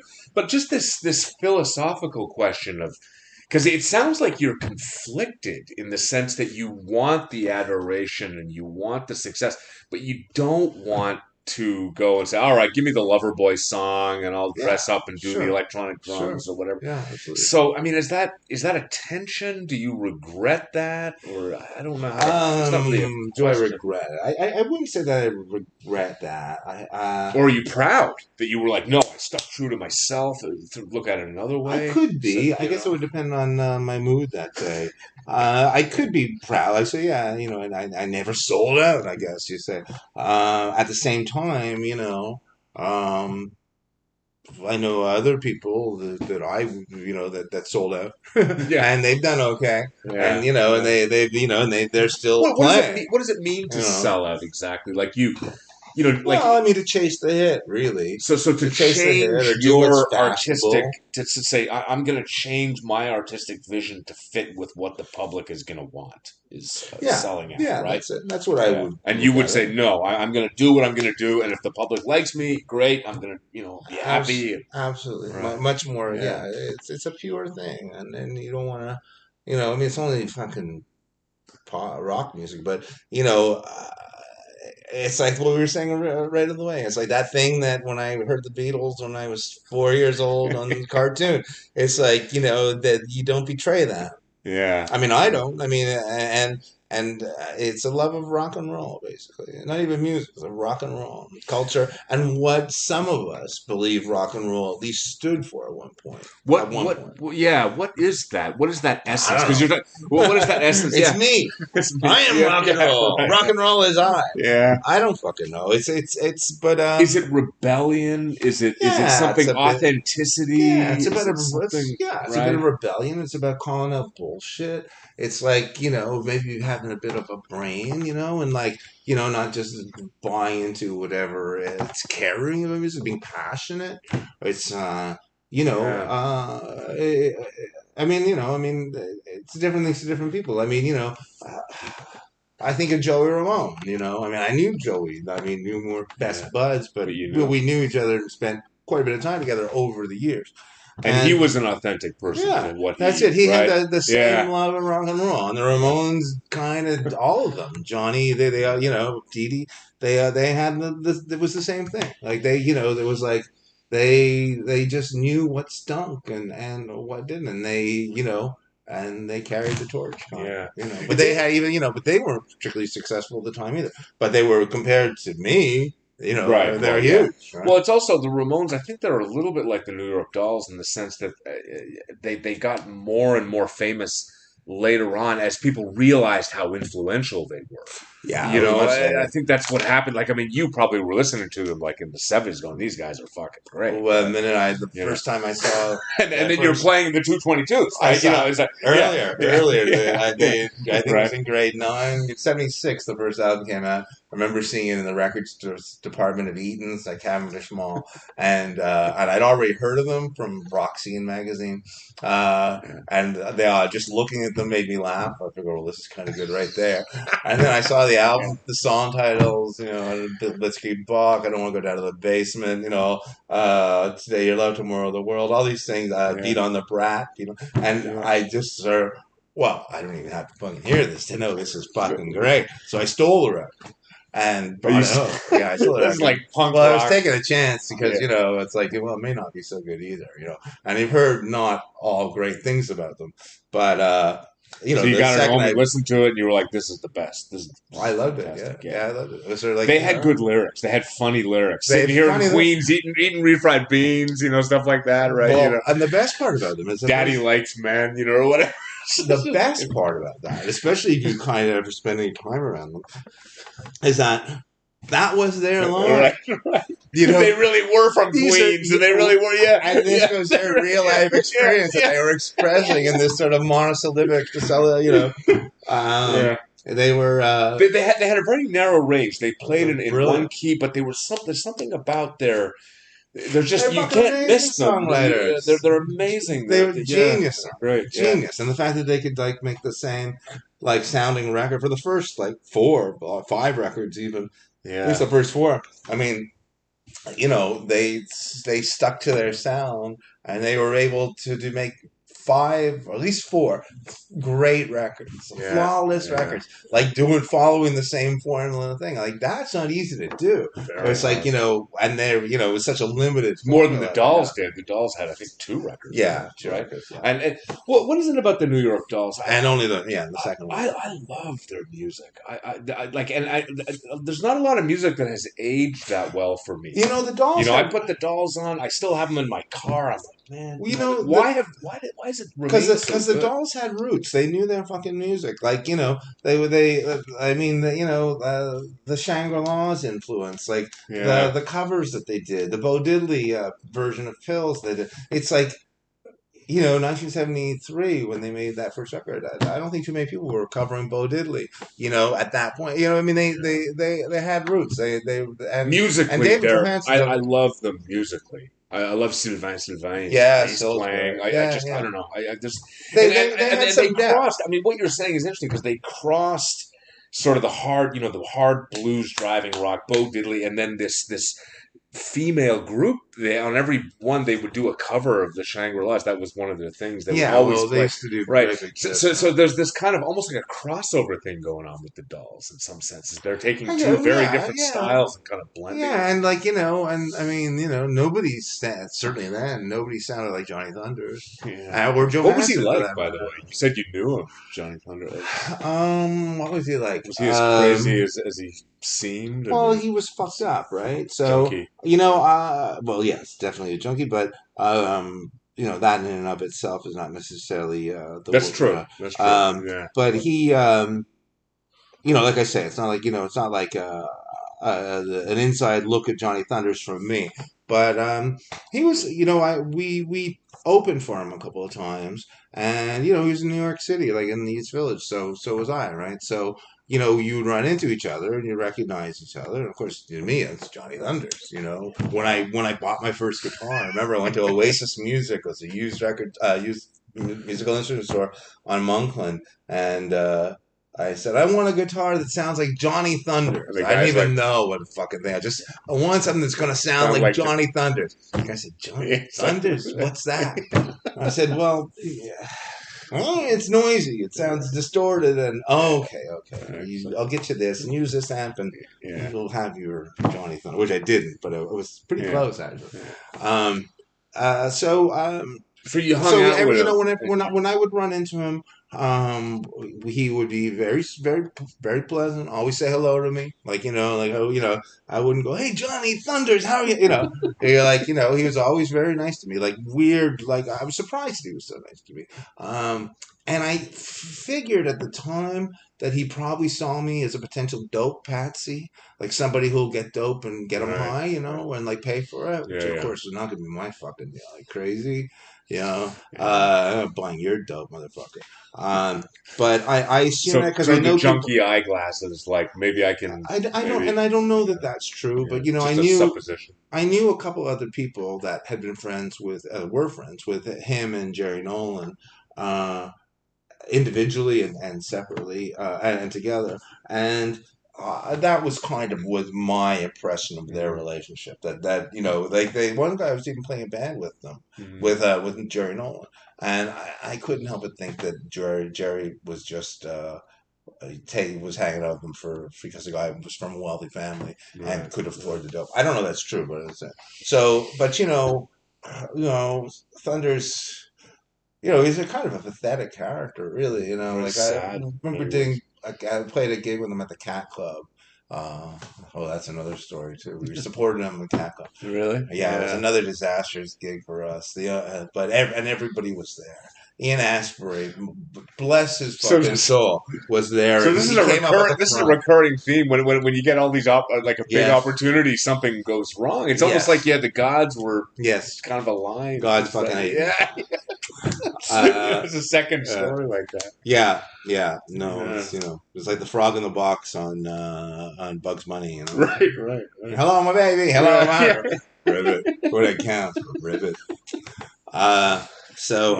Yeah, it's like I remember we did this gig with him at that gig, the Cat Club, and and backstage he was like kept sort of stumbling, literally stumbling, falling, face on his fucking stomach, boom, yeah. like I got a joint, sort of like, and all of us were like, everybody who was back there was like. Fucking Johnny Thunder. There's a concert of him, the Johnny Thunder, on YouTube where he's playing the Johnny Thunder group, and he's sort of sprawled on the stage at one point, going too much junkie business, and sort of putting his hand on his arm. Yeah, like well, it was sort of sad, but it's part of the show is really good when he's kind of up playing, and then he just gets sprawled out all of a sudden. Well, I don't know. He was such a drug addict, right? That's really what it was. yeah, but what was kind of lame is that became his whole shtick after a while. So like, let's see if Right. Johnny fucking Falls dies down. tonight, Right. and it wasn't really entertaining. Yeah. I mean, That's really sad. That's really. I know. It's also enabling. Like if you think about what Norm Macdonald said about Artie Lang, the comedian, he said if everyone is like laughing at him, he's got this shtick of being this drug addict. He's gonna keep on doing it. I don't right? think that helped Johnny, Yeah. but I mean, it's also like you're on dope for a long time. I mean, he had been strung out for 15, life. 16, 17 years, and he and that's what he was known for. Yeah. And he, he was able to eke out a modest living doing that and keep himself in dope, Until he a lot died, of the I time. believe, of an Yeah. overdose when he Yeah, was well, I'm sure there are 37. plenty of times when he didn't have dope. Was sorry for that, but Yeah. but I mean, if you're on dope long enough, you make sure that you don't run out, or at Yeah. least you have some Yeah. methadone or something, Yeah. cover your ass. So, Okay. yeah. So So, I'll so you sound sort of like you can see both sides of this sort of being pressed up against the glass. I mean, you don't regret it because, as you said, we've come full circle. When you were 3 years old with the Beatles, you were like, "This is what I got to do." But on the other hand, you're kind of pressed up against the glass, looking at these other bands that are doing better, and um, we naturally compare ourselves. yeah. I mean, yeah. I've spent a lot of time around very successful people, and always as equals. I'm Yeah, never one's fucking ass kisser. that's, which And is you can and be proud of that, right? yeah, I'm proud of that. Yeah. Yeah, yeah. And I think one of the reasons why, you know, I've been managed to have had real friendships with someone like, Chris Stein or Debbie Harry or something like that, is because I'm not gonna ask for like, hey, Can you can get you me? call Yeah, your manager and get me? yeah, It's yeah. like, I just couldn't. Ian Astbury, another one. It's Yeah. like I'm not gonna ask Ian for So fucking they can favors. sense that this guy is not, You'd coming ha- up and hanging out with me because he wants to get something, you'd have to right? ask them. But that I don't know, sounds but like I you're would. making that case, Yeah, right? because Yeah, like I said, I mean, I always looked at these people as peers. I mm. think it was the same thing, Well, and they and are. everybody who's been around for a while knows it's like, well, how many records you sell does got nothing to do with how good you Yeah, are, or the worthiness of your records. It's like, and in fact, in many cases, the there's an more records you inverse. Yeah, sell, the shittier you are. there's an Yeah, inverse relationship but there. Okay. yeah, yeah, I was at a certain point towards the late '80s, maybe '90, in there towards the end of my 39 steps. When we were hooked up with Joan Jett's people, they everybody was pushing me to write a hit like Joan would write songs with fucking Desmond Child or whoever it was, and she'd do these commercial fucking records that would sell. But Joan could kind of get away with it because she's Joan, and people loved her anyways. But I would never do that, and I was being pushed to do that, and I did, and like they used to send me down to Philadelphia to write with these hacks, who I really quite liked actually. These guys, When you these say Philly guys. hacks, Well, they were like professional songwriters, right, so they wrote songs for Rod Stewart and whatever, right, right. all sorts of big Big, artists. That's what they huge. did. They just Yeah, wrote songs for other artists. And so I was hooked up with these guys for a while to write a bunch of hits for me, right. for my band. Um, And it didn't. well, no, Well, actually, in the end, but I couldn't stop. I had to be me. So so it we'd have these catchy tunes, but I call them like syphilitic rainfall or right. black man in my mouth, things like that. Just because it's Just just because what you it's what it you came want to out be of. a punk rocker too, right? I I mean, you I, are one, I right? don't. And It's not nothing was even ever that. that studied. It's just you Just just do it, and yeah. and if that's punk rock, and I guess it is in a lot of people's estimation, then so be it. That story reminds me of Lou Reed worked at one of those places in New York in the Where? '60s.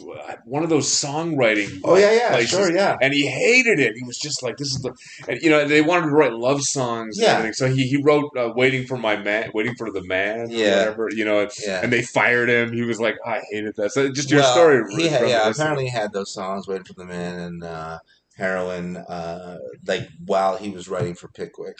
yeah. But he was introduced to John Cale through that.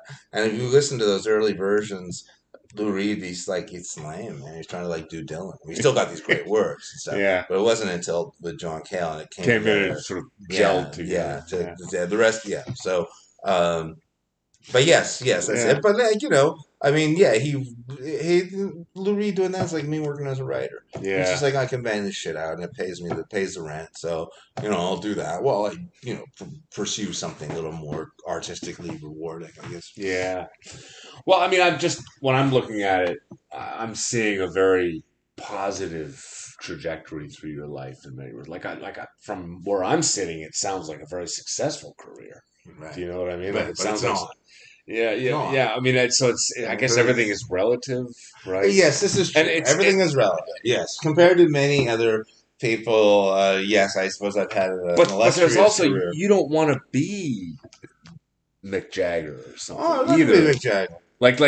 So it's like you all you could do is be who you are, Well, this is and it. right, That's it. Love yeah, it. and you did that. You were successful at that, and Well, you still managed to go out and play I music, and I mean, again, I guess it's just how you measure success. I never sold many records. yeah, Sold a few of them, yeah, and people still buy them, and yeah, and people still dig me up, and and I know they're very sincere that I guess they sense a bit of authenticity in those things. And not yeah, just me, the band too. yeah. It was not all me. Like I was lucky. These guys, the musicians I played with were similarly inspired. Right. I may have like sort You of. managed to find people who shared your authentic vision. Sounds like They didn't right, necessarily share my vision, but they complimented it. right. Yeah, Able very to, much. Yeah, yeah, like like Pierre Major, who played guitar in 222s, and then later in 39 Steps for a long time. He didn't do the second record, but he's a brilliant player. He plays his solos and makes you want to cry. They're yeah. so moving. I mean, That's great, man. so yeah, so I mean, I was lucky to and to have guys like that would play with me because I had a different idea of what we should do. Yeah, But I mean, people recognize that too. Like it's sort of like, well, you know, I can play with this band and be like every other fucking band out there in that genre, or we can try something different with Chris, and that was basically the thing. It's like we all knew that two two twos were just kids, but with 39 Steps, um, particularly, and later with more Pillbox too, professional. I mean, it, not it, professional is the wrong word, it but was like it was going to either like, break big or not at all, right, and it right. was the latter. Yeah. Well, anyway, I just want to first of all I want to thank you for talking to me today because it's been a real pleasure, and I think my personal view is you Well, my favorite subject is talking is for myself. yourself, I right? can talk about Yeah, yeah, yeah. it's But better when someone else is there yeah, because yeah, sometimes yeah, I'm walking the metro. yeah. Then you look like that lunatic or whatever. Yeah, But I I get just arrested. I just think that this is I think it's if you're proud of your work as a musician, I think that's merited. Yes, I well, you think know what the you thing, know what's something with that is actually, and it's you know when people contacted me all these years later, uh, and I know that some of my work has really resonated with them. It's has influenced their own musical tastes, and people tell you these things. And it's like, wow, that's exactly what you want. My right. fucking song has Yeah. become an important part of your life in its little way. Isn't that So what you're trying to do? You're trying to touch people. I mean, you yes, mentioned being on that's what you stage. want to do. You want to Yeah, the way the communicate Beatles something. touched me when I was a little Right. kid. Exactly. That's what you want to do. That I mean, that to me, that's the whole point. And also, you do that with girls, and their legs are open. Yeah. That's right. So there's Was that element Gene too. Gene is it Gene Simmons of Simmons. Kiss? Yeah. Was his theory about Eh, all rock and rollers. That's why you're Well, doing it, right? that's a big part of it. I Yeah. was certainly sexually driven in Yeah. my youth, and maybe not so much even as an old fucker. Um, but when that happens, it's funny. It's kind of mixed feelings because on the one hand, you're like, you know, that's great. I succeeded. Like, in creating something that other people that really resonates with, you know, these people. And Who I then, wanted to communicate with, well, I like want to communicate kind with, of people that I would like to right, communicate with everybody, the right. entire fucking globe. I would have liked to communicate. That would be a better world. Uh, you know, uh, if my if I'd influenced it more. But uh so on the one hand, that obviously that's a wonderful thing, right? Especially as an old guy looking back, I could be dead in a year, so it's like this is okay, I guess I accomplished something. But at the same time, it's frustrating because you go, well, shit, like with a few different breaks, like had more people been exposed to that music, there'd been more people that felt that way, and I would have had a much better career. But because of the way between luck bad mistakes, some of my own mistakes. It's You know, it's like it incredible the doesn't happen. role of chance and a couple of mistakes and things, and the reverse Yeah. can be true. You know, if you look at any band that's really successful, if they had, just not met at that club or had that gig with that guy, or you know Oh, what I mean, like when it's really random in some sure. senses, right? Had Michael You know, Jackson put out a record the same week as they did, they wouldn't have gotten right? playlisted, and then no one ever heard it. The single would have failed. They turn around, I dropped them, and you never heard about it.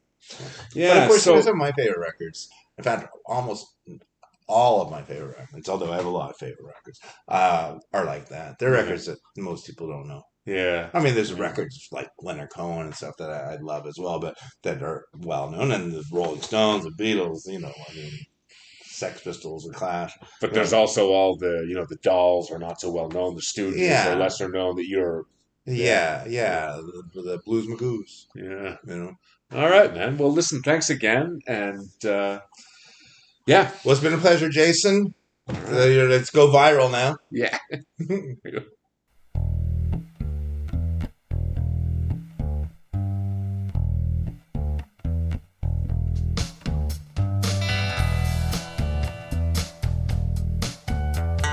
Thank you for listening to today's guest on the Mega Blast podcast.